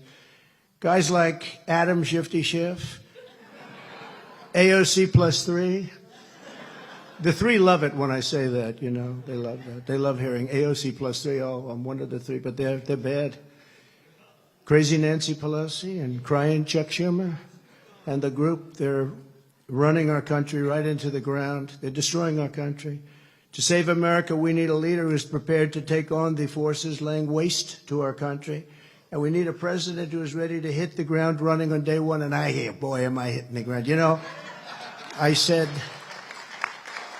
the fake news, we have a lot of news today. Some of it's fake, but some of actually are very good. Some I'm very impressed with. But they said, when I announced, I just wanted to put my cards on the table. Like, you know, we're playing that very big game right now, the biggest game of all, because it involves the country and the survival of the United States of America. But when I put the cards on, and then I said, all right, let's go. They said, he's not campaigning. This is like about a month ago when I announced. Well, I said, you know, I got 2 years. They said, he's not doing rallies. He's not campaigning. Maybe he's lost that step. I'm more angry now, and I'm more committed now than I ever was, because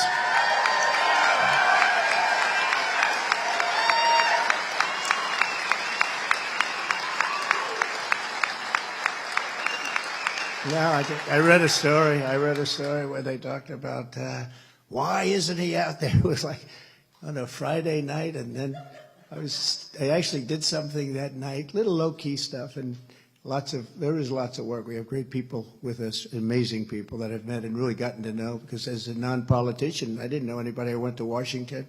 I tell the story of driving down Pennsylvania Avenue with our great First Lady, and I'm looking over, and I'm saying, I saw the hotel that I built. It was very, very successful in Pennsylvania, and we had more police and more.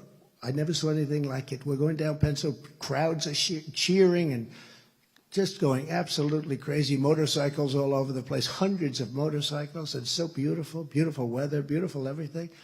I looked at our First Lady. I said, do you believe it?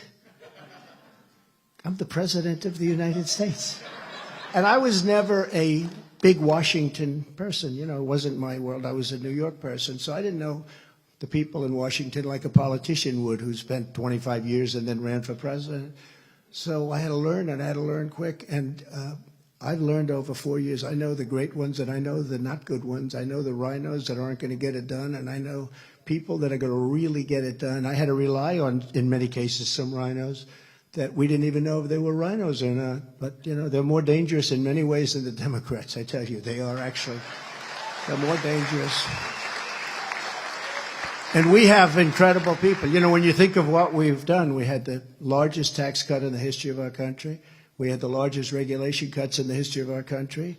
We had the safest southern border in the history of our country. We had the least amount of drugs in decades and decades. Right now, it's 10 times the drugs are pouring into our southern border as when I left. Think of that, 10 times. Not 100% more. Think of that, 10 times more. It's coming in like water and cheaper than candy. Fentanyl, you buy cheaper than candy. You can go buy a candy bar, costs you much more than fentanyl, and they can kill the entire nation with it. And frankly, that's probably what they're trying to do. So we had it done, and we had a great thing going. And We had built hundreds of miles of wall, all of the things that we did to make it so good. Stay in Mexico. Nobody even heard of it. Stay in Mexico. Mexico said to us, well, we're not going to do it. I said, yes, you are. You are. I said, no. You're going to do it, 100%. Then a representative came down, and I dealt with somebody, a very nice woman for the State Department. She worked with Mexico, on Mexico for 25 years. Very nice. She said, sir, you can't get these things. Stay in Mexico. They'll never agree to that. They'll never agree to any of this stuff. I also said I want 28,000 soldiers from Mexico guarding our borders. Will you pay for it? No, we're not paying anything. And so she smiled, and not as a bad person, she smiled. She thought it was an immature ask. I said, no, we'll get it. 100 to 1. I mean, I will tell you, it's not even a chance that we want. They said, sir, okay. Then the representative from Mexico came into the room. I'll never forget. Nice guy, too, quality guy. And I really like, even though he's a socialist, I really like the president of Mexico. We have a very good friend. In fact, it took him a long time to call up President Biden. It took him a long time. He couldn't, there were many leaders of countries that just couldn't do it. They didn't believe it, actually. Even though we were very tough on many countries. We were tougher on Russia than anybody would have been. As you know, that would have never happened. The horror show that's going on right now would have never happened. But many, many countries felt that way. They just, didn't believe the result. But I said, here's what we need. We need 28,000 soldiers, and we want everybody staying in Mexico, never coming into the United States until we have them approved. So he said, no. And I said, here's what's happening. If you don't approve it, then we're going to put a tariff on all of the cars that you stole from our country to make in Mexico of 25%, and every product that's made in Mexico is going to have a tariff of 25% on it, which would amount to tens of billions of dollars for the United States. So the same gentleman, and he's a nice guy, he said, I can't believe you do that. I said, no, 100%. Here's the document right now. I'll sign it. It's a Friday.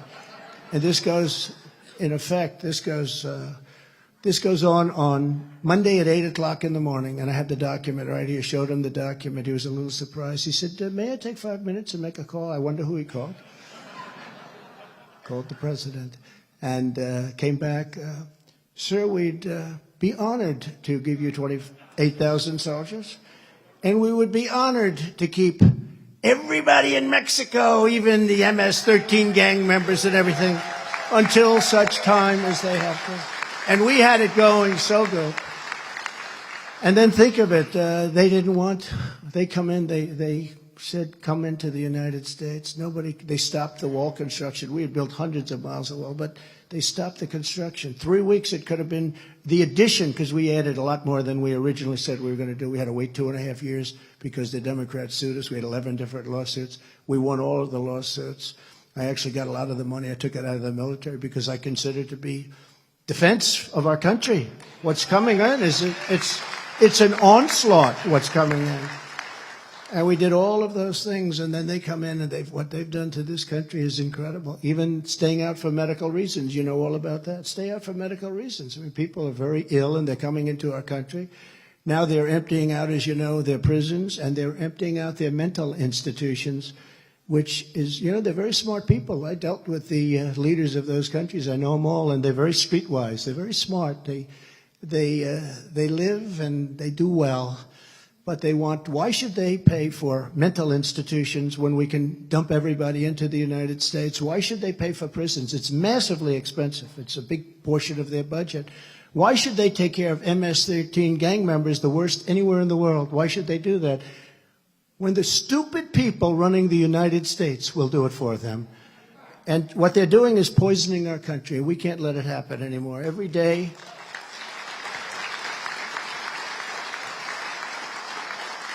I think of the United States in a way. This never happened. Literally, I thought of this yesterday. And I said, I'm coming up to a place that gets it.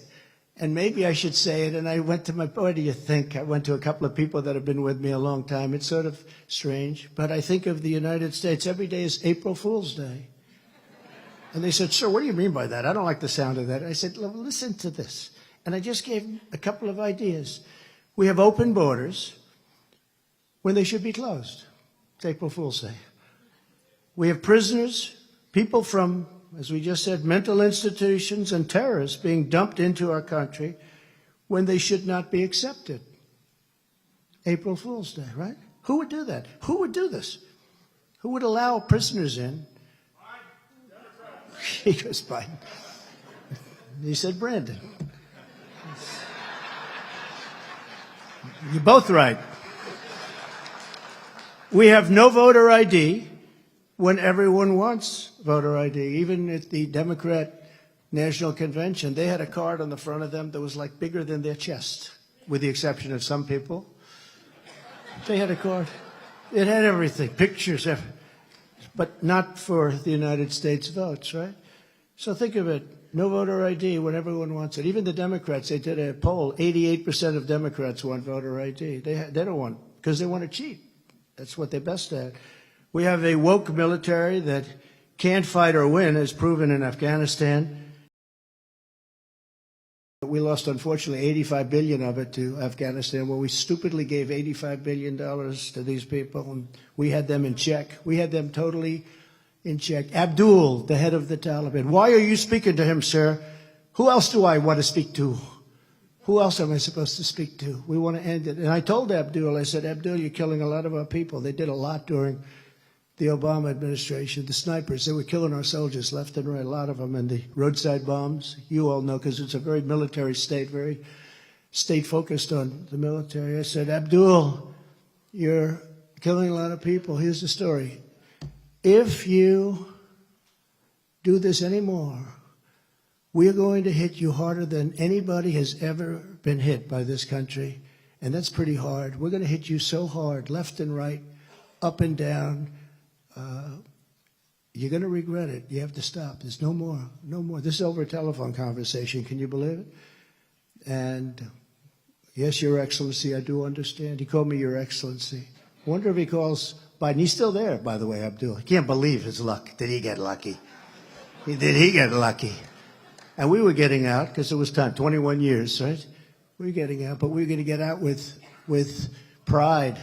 We were going to get out. We were going to take our military out last, not first. We took our military out. And once we took the military out, they had open. I could just see Abdul, tough, smart guy, sitting there.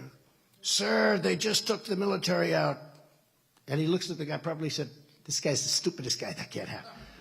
They did. They took the military out first. And we left. Right now, we have many, many hundreds, maybe thousands, but hundreds of American citizens there. They're stuck. But we didn't take the equipment out, and we could have taken it out easy. And I had one of our generals that's currently there say to me, sir, I think it's cheaper to leave the equipment than to take it. $85 billion. And I said, what do you mean cheaper? We have brand new airplanes over there. You mean it's cheaper to leave a $100 million aircraft, the latest and the greatest, the helicopters, brand new Apache helicopters, hardly used. It's cheaper to leave it than to fly. Yes, sir. That's when I knew that this guy wasn't too good. I said, listen, so you think it's better than we could give it a half a tank of gas, fly it to Pakistan, and then take it over here, right? Let it fly its way over, a couple of gallons extra, a little bit of extra fuel, jet fuel, which today you can't get, by the way. Today he might be right. You can't get it because of us. But think of it. I said, you think it's better just to slave it? Yes, sir, I think so. So we left them 700,000 rifles of the best. We left them 70,000 vehicles, many of them armored, cost millions of dollars. Armored plate, 4 inches of steel on the bottom. You can imagine what they cost. 70,000. I don't know if anyone's in the car business, but I have a friend who's very big in the business. I said, did you ever have a car lot with 70,000 cars? He said, 70,000? If we have 200, we consider that oversupplied. I said 70,000. Think of it. And binoculars, they never fight. You know, they're very good fighters, the Taliban, but they never fight at night because they don't have binoculars. We have given them brand new, thousands of binoculars, better than what we have, far better than what we have, because they're brand new, they're the best.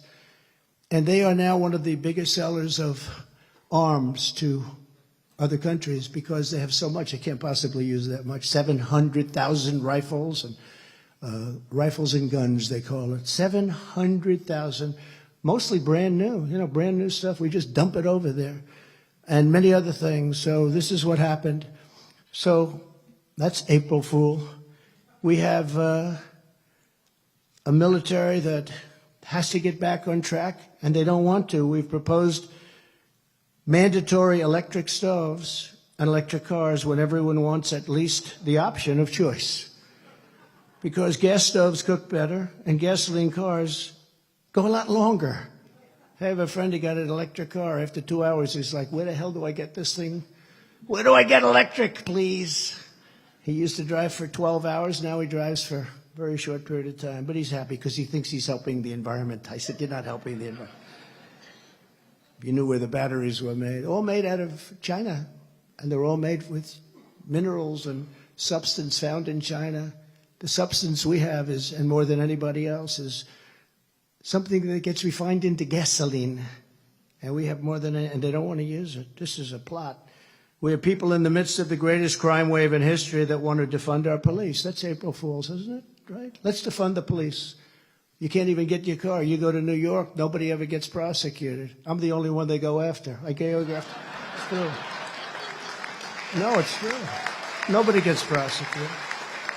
They go after me. I have a man, he's 75 years old. He got prosecuted because he didn't pay tax on a company apartment. Who does? I mean, do people pay? He didn't pay a tax on a company car. 75 years old, he has a company car. Didn't pay tax. I guess didn't pay tax on the education of his grandchildren. I paid for the education of his grandchildren. I have a lot of money. I paid for the education. They want to put him in jail. They put him in jail. Can you believe this? These crimes, fringe benefits, it's called. These crimes have never been prosecuted before. To the best of our knowledge, we've never seen anything like it. Only if it's somehow Trump-related. Think of it. Didn't pay tax on the use of a company car. Most people wouldn't even know where to begin. What is it? Well, how much is the car? Think of it. Never been charged before that we know of. And they charged him criminally. And they put him in jail.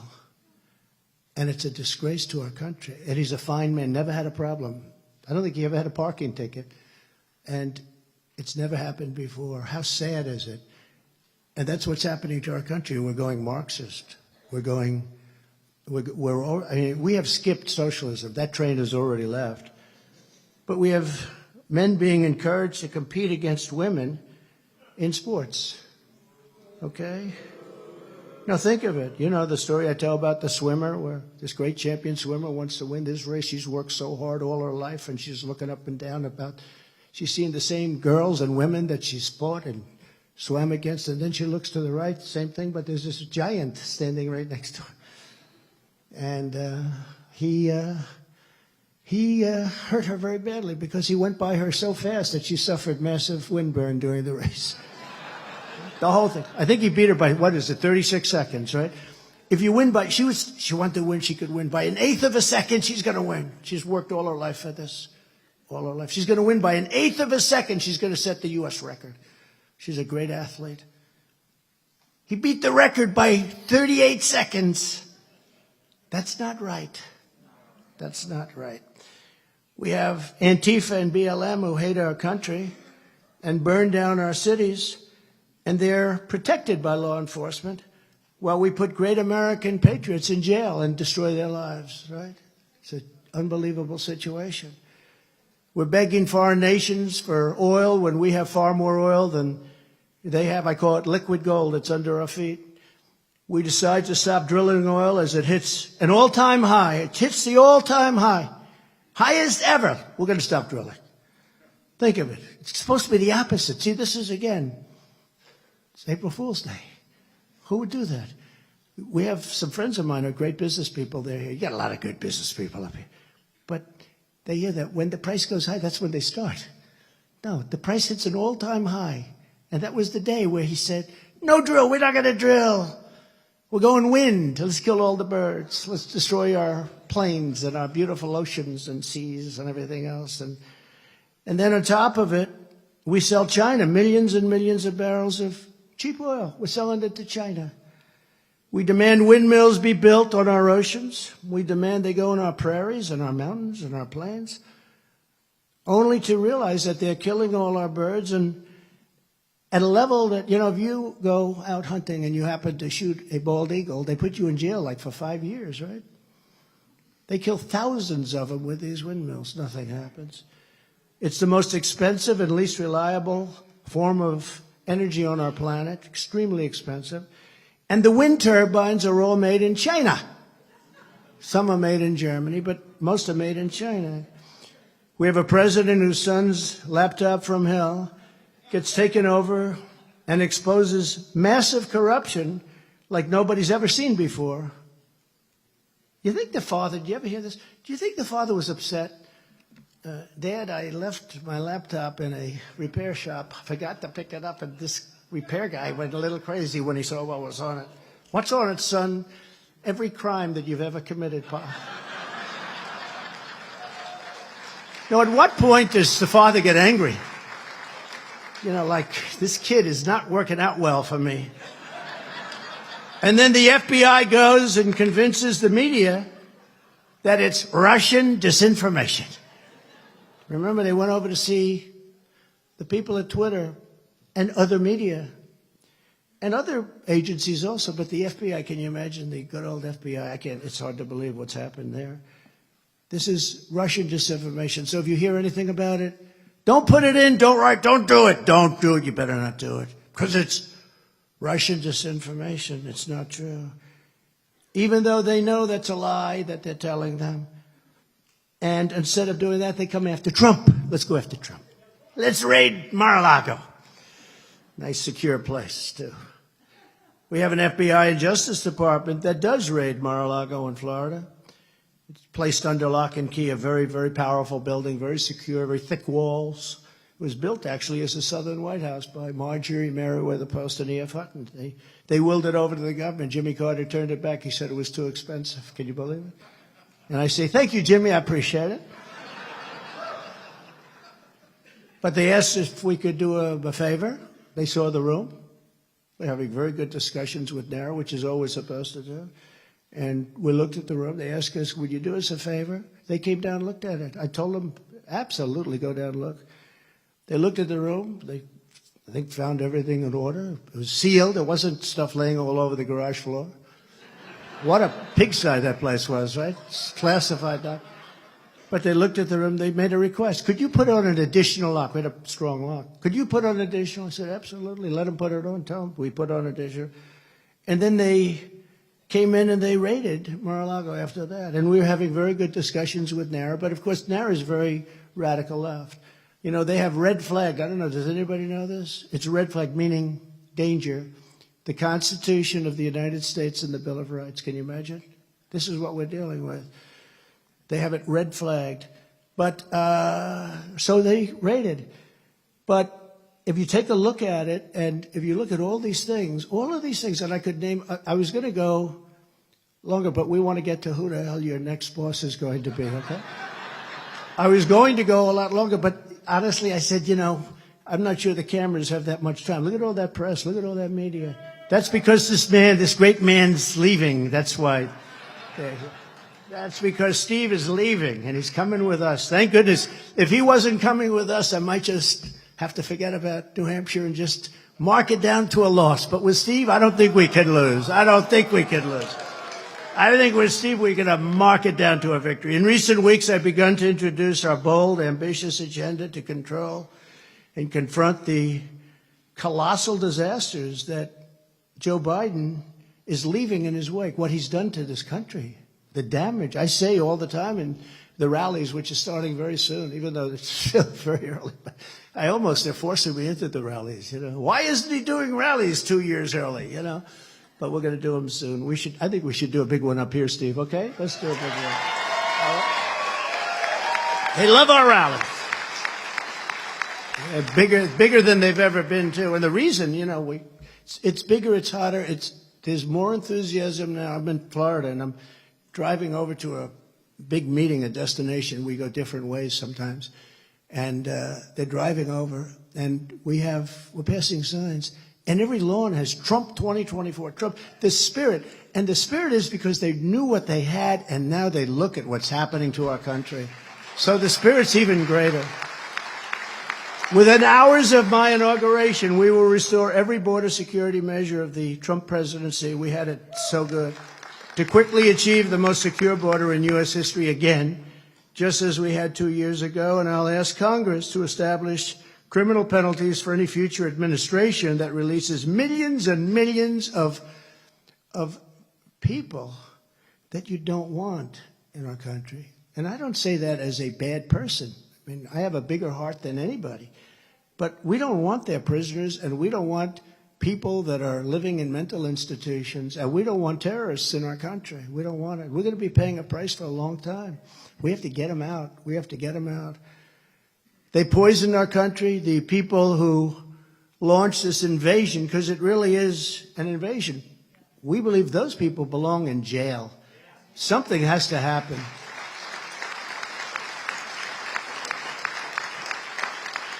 You know, when they say conservative or liberal or Democrat or Republican or independent, it's really what people of common sense. It's not even conservative. It's people. It's just common sense. You want to have borders. You want to have voter ID. You want to have these things.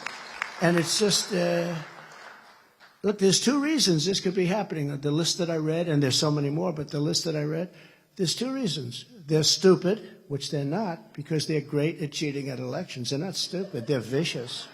No, anybody that cheats like that can't be stupid. But they're either stupid or they hate our country. And it has to be they hate our country, because who would allow this invasion of our country to take place? Despite 2.5 years of working and all of the things we did, I mean, to get this stuff in place, and then they just walk away from it. It's we worked 2.5 years to get it. We had to negotiate with Mexico and stay in Mexico. We had to, that was another deal. I think I pulled another tariff one on that one, too. We're going to charge you so much. But they were great. And they understand it, too. They really understand it. And I came up with the name Caravan because we had caravans of 15,000, 20,000 people pouring in. Not when I'll tell you what, we had it stopped pretty early. But now if you look at these caravans, these are massive, massive caravans, and they have no idea who these people are coming into our country. They're walking in unabated. There is nothing that nobody's asking them about health. Or it's hard to get in. I have so many people. Can you help me become a citizen? I say, yeah, go to the southern border, just walk across the line. I have a guy, rich guy, wants to become a citizen. And he's gone through everything. He's gone to school to study and this and that. He's been working for 11 years. He hasn't been able to pull it off, okay? And I finally said to him, you've been working so hard. Why don't you just go down to Mexico and sort of start walking across our border? They'll take you gladly. They won't even talk to you. Now, how ridiculous it is, when you think. People study, and they work, and they're on lists for years and years and years trying to come into our country legally, which we want all of those people we can get. Everybody agrees to that, right? But you have other people that are prisoners and that are very ill in many different ways, including mentally, and they just walk into our country. It's just crazy. And once they're in, they never get out. Although we took out thousands and thousands of MS-13 gang members. They were really killing they were killing Long Island and other places. Under Biden, fentanyl, heroin, meth, and other legal drugs, these are lethal drugs, absolutely lethal drugs, are pouring across our wide open border at levels never seen before and 10 times greater than just 2 years ago. Think of it, 10 times. Devastating communities all across our state. The drug cartels are waging war on America, and it's time that America wage war on the cartels. We should. I got very badly criticized by some of the rhinos, mostly, that said, behind the scenes, he was saying that maybe he's going to hit Patriot missiles into these drug dens. And they announced it, one of the stupid people, like a Bolton or somebody. These are stupid people. But they said, he's going to go into those areas, and he's going to hit him with a Patriot missile. And I said, well, that's going to be a couple of days of bad publicity. Except everybody said, what a great idea that is. It's like my poll numbers went up. It's crazy. This is a crazy world we're living in, and we have to be very careful because we have a very fragile country. This is a very fragile place. Just as we destroyed ISIS, I destroyed ISIS in 3 weeks. That? General Dan Cain. Raisin Cain. I said, what's your name? Sir, my name's Raisin Cane. Raisin Cane, when I went over to Iraq, because I said, why aren't we beating ISIS? Raisin Cane. He was central casting. Most of you heard the story, but he did a great job. And I was told in Washington by the Washington generals, I call them the television generals. They're not our real generals. We have great generals. We have a great army, great military.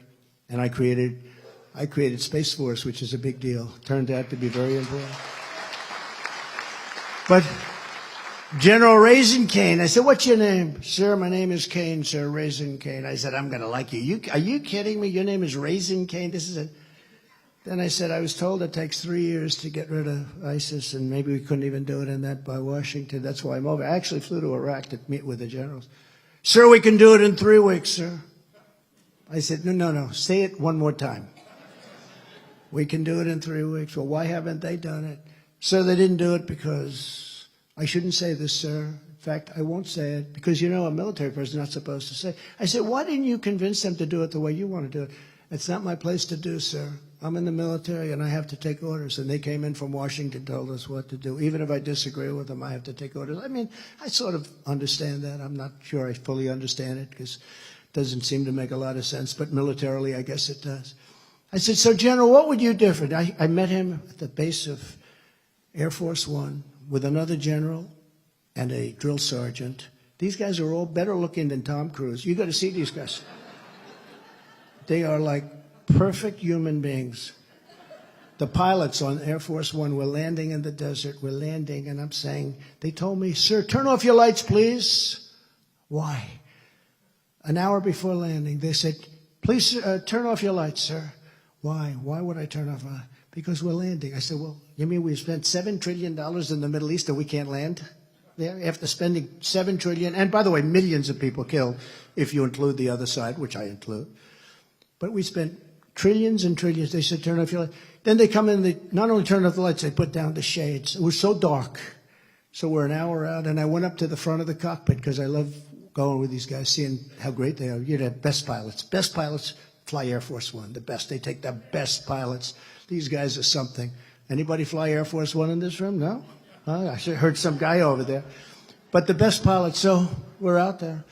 And we're getting ready to land. He said, I said, Captain, I'm getting a little nervous. I don't see any lights. Where's your runway? Sir, it's right ahead. I said, I have pretty good vision, Captain. I don't see anything ahead.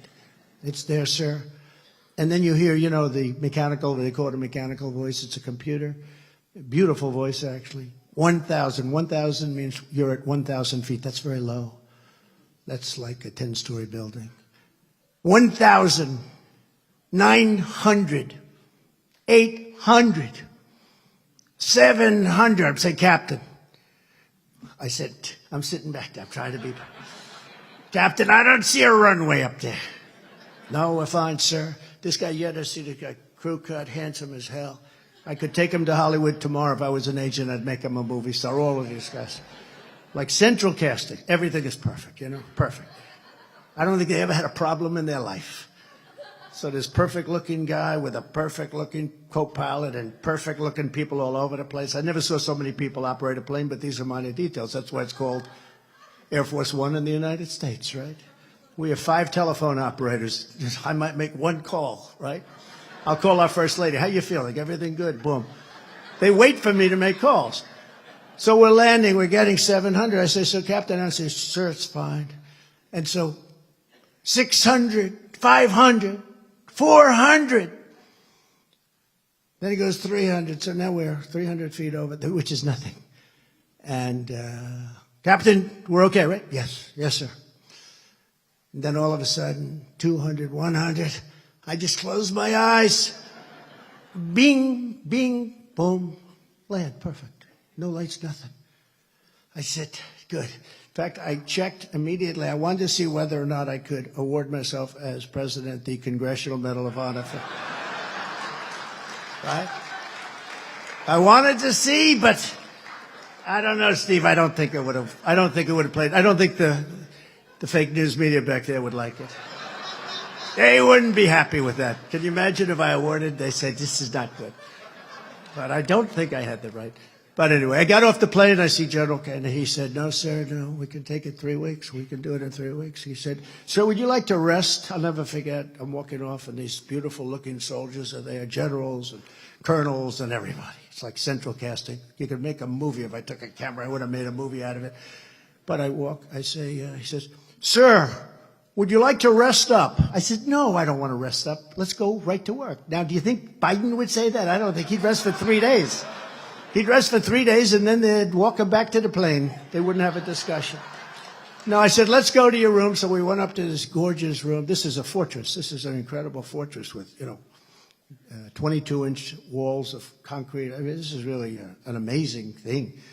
And we go into this area that's very secure, no lights at all, practically. Then we turn the lights on, there's no windows. I mean, just purely, it's a bunker, really. It's a highly sophisticated stuff. And I said, so why can you do it in such a short period of time when they told me in Washington they probably couldn't do it in 3 years? Well, sir, we'd do it differently. How would you do it differently? Well, they only attacked from this location, and we're very far away. By the time the planes got there, we had to pretty much turn back. We didn't have any time. But, sir, I'd attack them from the front. I'd leave from here. We have many other bases, temporary bases in many cases, but they have runways. That's all we need, sir, is a runway. We don't have that fancy. And I'd attack them, sir, from 7 different locations. We're fully equipped. And I'd hit them from the front, and I'd hit them from the back. I'd hit them from up top, and I'd hit them from below, sir. And they wouldn't know what the hell hit them. And you know what, sir? I think we'll do it in about 3 weeks. I said, why didn't you tell this to these people? It's not my place, okay? I said, General, let me give this a little thought. I go back to Washington. I said, you sure you can do this? Yes, sir, I can do this. We can do this properly, the way it should be done. I'm telling this story, I'm telling this story because we have an incredible military. And you have to understand that. When you see these blundering idiots that leave $85 billion worth of equipment behind, the best equipment in the world that I bought. I bought the best Apache helicopters. I bought it. I rebuilt our entire military. We had great people. We had people that got in through the rhinos and got in some bed. But, I mean, for the most part, we had we rebuilt the entire military. I tell you this because you see these blundering fools on television that say I shouldn't be standing in front of a church with a Bible. Remember? That was a terrible thing to do. I'm standing with a Bible in front of a church that these terrorists tried to burn down the day before. And they're saying, oh, they wish they didn't walk because I tell you what, these are fools. But I'm telling you because we have an amazing military. So after a short period of time, they hit them hard. And 100% of ISIS was gone. That was it. 100%. It was gone. 100%. So we have a great military, but we have some fools right now on top. As I announced this week, we will eliminate federal funding for any school that pushes critical race theory or left-wing gender ideology.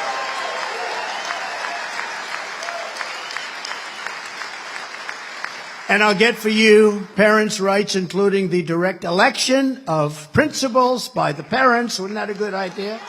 How simple is that? Common sense? The ultimate form of local control. You want to have the parents pick the principal and superintendents. And we'll keep men out of women's sports. We're not doing this anymore with the men out of women's sports. We're going to end that policy. That policy is prevalent. It's incredible what's going on. And the amazing thing is that the women are afraid to speak up. So many of them. Every once in a while you'll see one and they're getting congratulated for having the courage. I don't know what takes courage, but it does. It takes courage because they get absolutely just decimated by just speaking up about something so basic as that. We'll end Joe Biden's war on American energy and restore American energy independence as we had it just 2 years ago. We were energy independent 2 years ago for the first time ever. And we were soon going to be energy dominant. And we were going to make so much money with energy that we were going to reduce your taxes even further. I gave you the biggest tax cut in history, bigger than Reagan's. And we were going to reduce it further. We would have paid off the debt of our country. We were going to be supplying Europe with energy, supplying everybody with energy, and they ended it. It's not even believable. I'll quickly rebuild the greatest economy in the history of our world. And the proven formula is really low taxes. I reduced the taxes, and we took in more revenue after I reduced the taxes. Everyone said, oh, you need the revenue. We took in more revenue. I also made it possible for companies to bring in trillions of dollars that they had overseas. They couldn't bring it in because bureaucratically it was too tough, and the tax was too high. They had to pay 40% tax. Who's going to bring the money? So they let it stay in Europe, and they let it stay in Asia, and they do things there. So we took in billions and billions and billions of dollars came back in, and they used that money to build in our country. We will end the Chinese imports of essential goods and replace them with products made in America and made in New Hampshire, by the way. And I will force China to sell any current holdings in the United States that puts our national security at risk. They're buying land right next to our very important military areas. I took in hundreds of billions of dollars in taxes and tariffs from China. Think of that, hundreds of billions of dollars. I gave $28 billion to the farmers because they were treated so badly. I know it's just peanuts compared to what I took in. The farmers love me. You go to Iowa, those farmers, they better love me. But you have some wise guy come in and say how great he is for the farmers. No, I don't think they would buy it. Took in $28 billion for the farmers. I gave them checks. We split it around. Everybody got, because what China did to the farmers was incredible. And we brought many businesses back from China because of what I did with the taxes and tariffs. It gave an incentive for them to come back. And no other president has ever done anything like it. And no other president. I took in hundreds of billions, think of that, billions, not millions, billions of dollars. Took in hundreds of billions of dollars from China. Not one other president took in 10 cents, not 10 cents. They never had the courage to talk 10 cents. And I got along great with President Xi, but he understood that we understood what the game was. And then when COVID came, I didn't get along because I said that was too much to bear. That was just too much what they did with the Wuhan lab. It came out of the Wuhan lab, and I said that for a long time. It came right out of the Wuhan lab. We'll crack down hard on violent crime, investigate radical left-wing prosecutors. These are radical left-wing prosecutors who just are absolutely horrible, horrible people. And if necessary, use federal assets in Democrat-run cities to restore law and order. You know, the Democrats are supposed to do that. You have to get their permission, in theory, to go in. Next time, it's one thing I would do different. I did it for a reason. I wanted to show how bad they would be, and they were just so bad. Seattle, they took over Seattle. Minneapolis, look at that. How about they took over the police station? And then ultimately I said, I don't care, we're sending in the National Guard. We sent it in. But you're supposed to wait for the governor or the mayors to ask for approval, and I wouldn't wait very long, I will tell you that. I did it the right way. The one thing that I have shown how bad they are and how dangerous they are, because they would never call. They could have a city or state taken over, and they would not call for military help.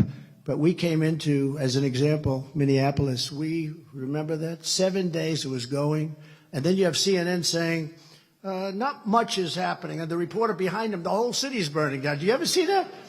We're here. There's been some minor skirmishes, not bad. Behind him, the entire city is like in flames. So I'll support a constitutional amendment to impose term limits on members of Congress. It's time. It's time. And only a non-politician would do that. A lifetime ban on lobbying by former members of Congress, because I see the things that are happening. And also cabinet members. And a ban on members of Congress getting rich by trading stocks with insider information like Nancy Pelosi and her husband. We will keep America out of foolish foreign wars, just as I did as Commander-in-Chief, and I will restore it's called peace through strength. By the way, everyone thought when I ran, they said, this guy's going to be in world, remember Crooked Hillary? He's going to cause a war in his first week in office, because they think that's my personality type. It's actually the opposite. My personality kept us out of war. And I told you before, it would have never happened with Russia, would have never gone in, Putin would have never, ever gone in. And even now, I could solve that in 24 hours. It's so horrible what happened. I mean, those cities are demolished now. The people, I'll bet you have millions. It could be millions of people. How can you, they bomb a city to the ground. These big buildings come tumbling down. They say 2 people were injured. Not 2 people. They lie. I mean, they lie. But if I were president, you would have 0 chance that war would have happened. And even now, as bad as it is, should have never, ever happened. I mean, the country, how does it ever rebuild those cities, those magnificent buildings that came down that are 1,000 years old with the gold domes? You can't do that. But it would have just so sad to see that a deal would have been made very quickly. I'm not even sure a deal would have had to be made. I don't think he would have never done it. And let's see what happens with China and Taiwan, because they see how incompetent we are. So let's see what they're going to do there. But we will root out the deep state and stop the weaponization of federal agencies, because there's a weaponization like nobody's ever seen.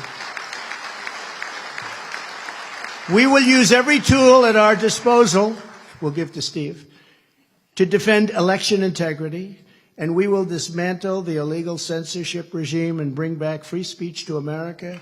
And as they say in New Hampshire, live free or die. That's pretty good, right? Live free or die.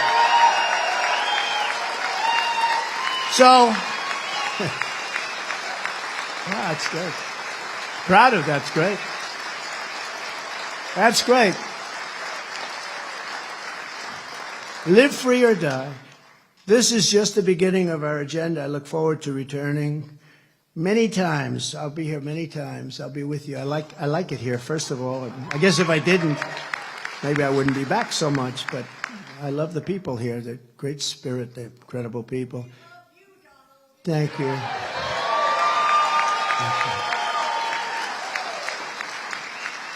Who said that? Who?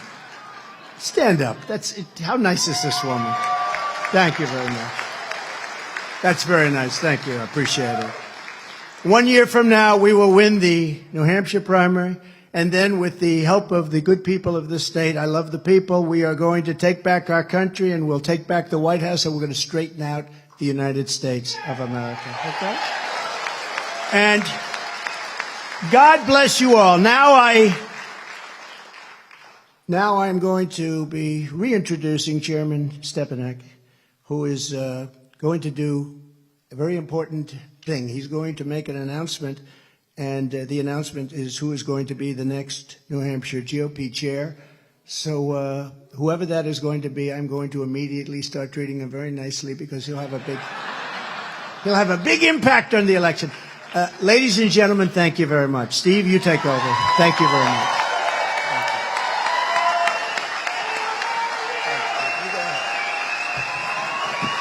Let's hear it for President Trump.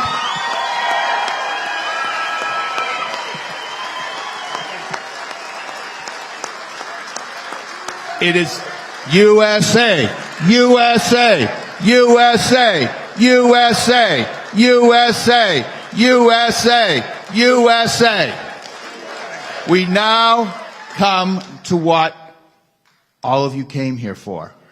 And that is not only to see the president, but to elect a new chairman to replace me. And it's my great honor to introduce the next chairman of the New Hampshire Republican Party, Chris Hager.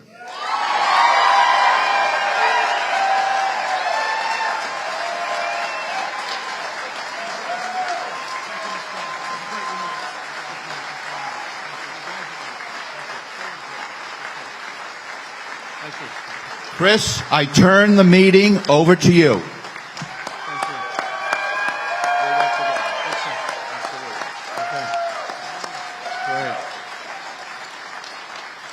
Okay. Thank you all. And Steve, thank you for your 4 years of service. And President Trump, thank you for returning to New Hampshire and for all the great things you've done for our country. Thank you so much.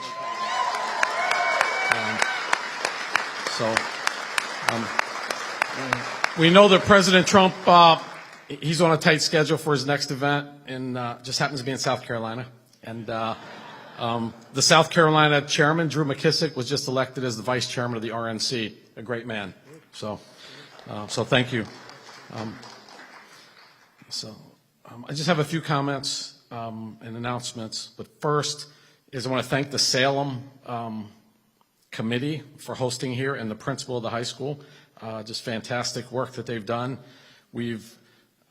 To replace my position as committee man, I want to announce by next Friday, if anyone's interested, please contact me and we'll give you the process for that. The E-Board will select by 2/3 majority who that replacement will be for the 1 year. So there'll be an email out to that as well.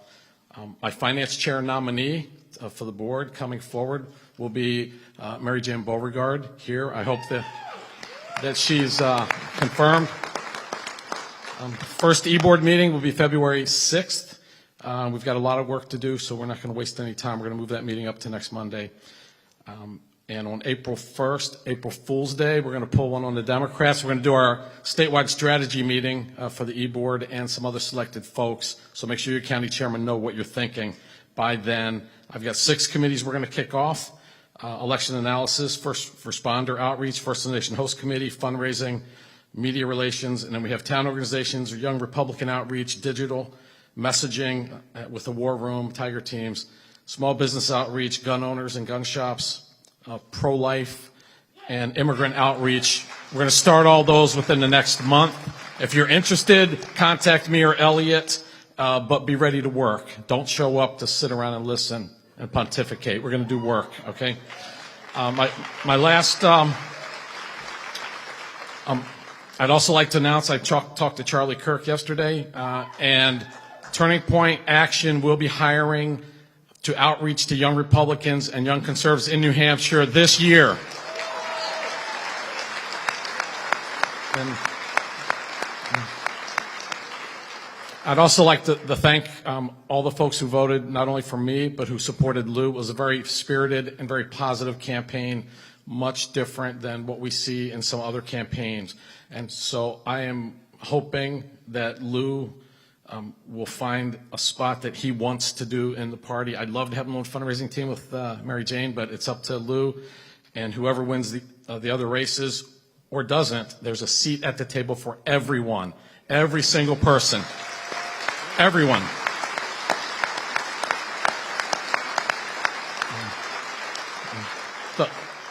The last thing I'd like to do is just say everyone is welcome in our party.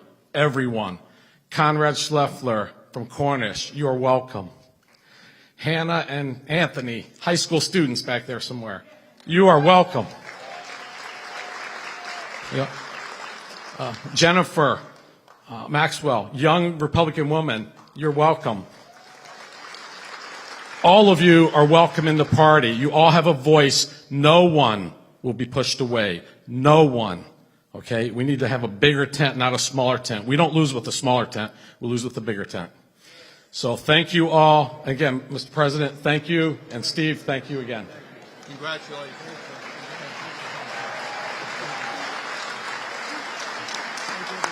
Okay.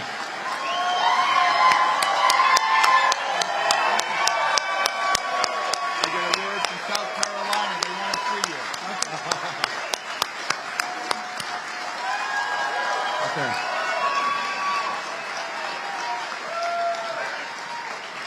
Oh. All right, this is not my script. That's his script. Okay.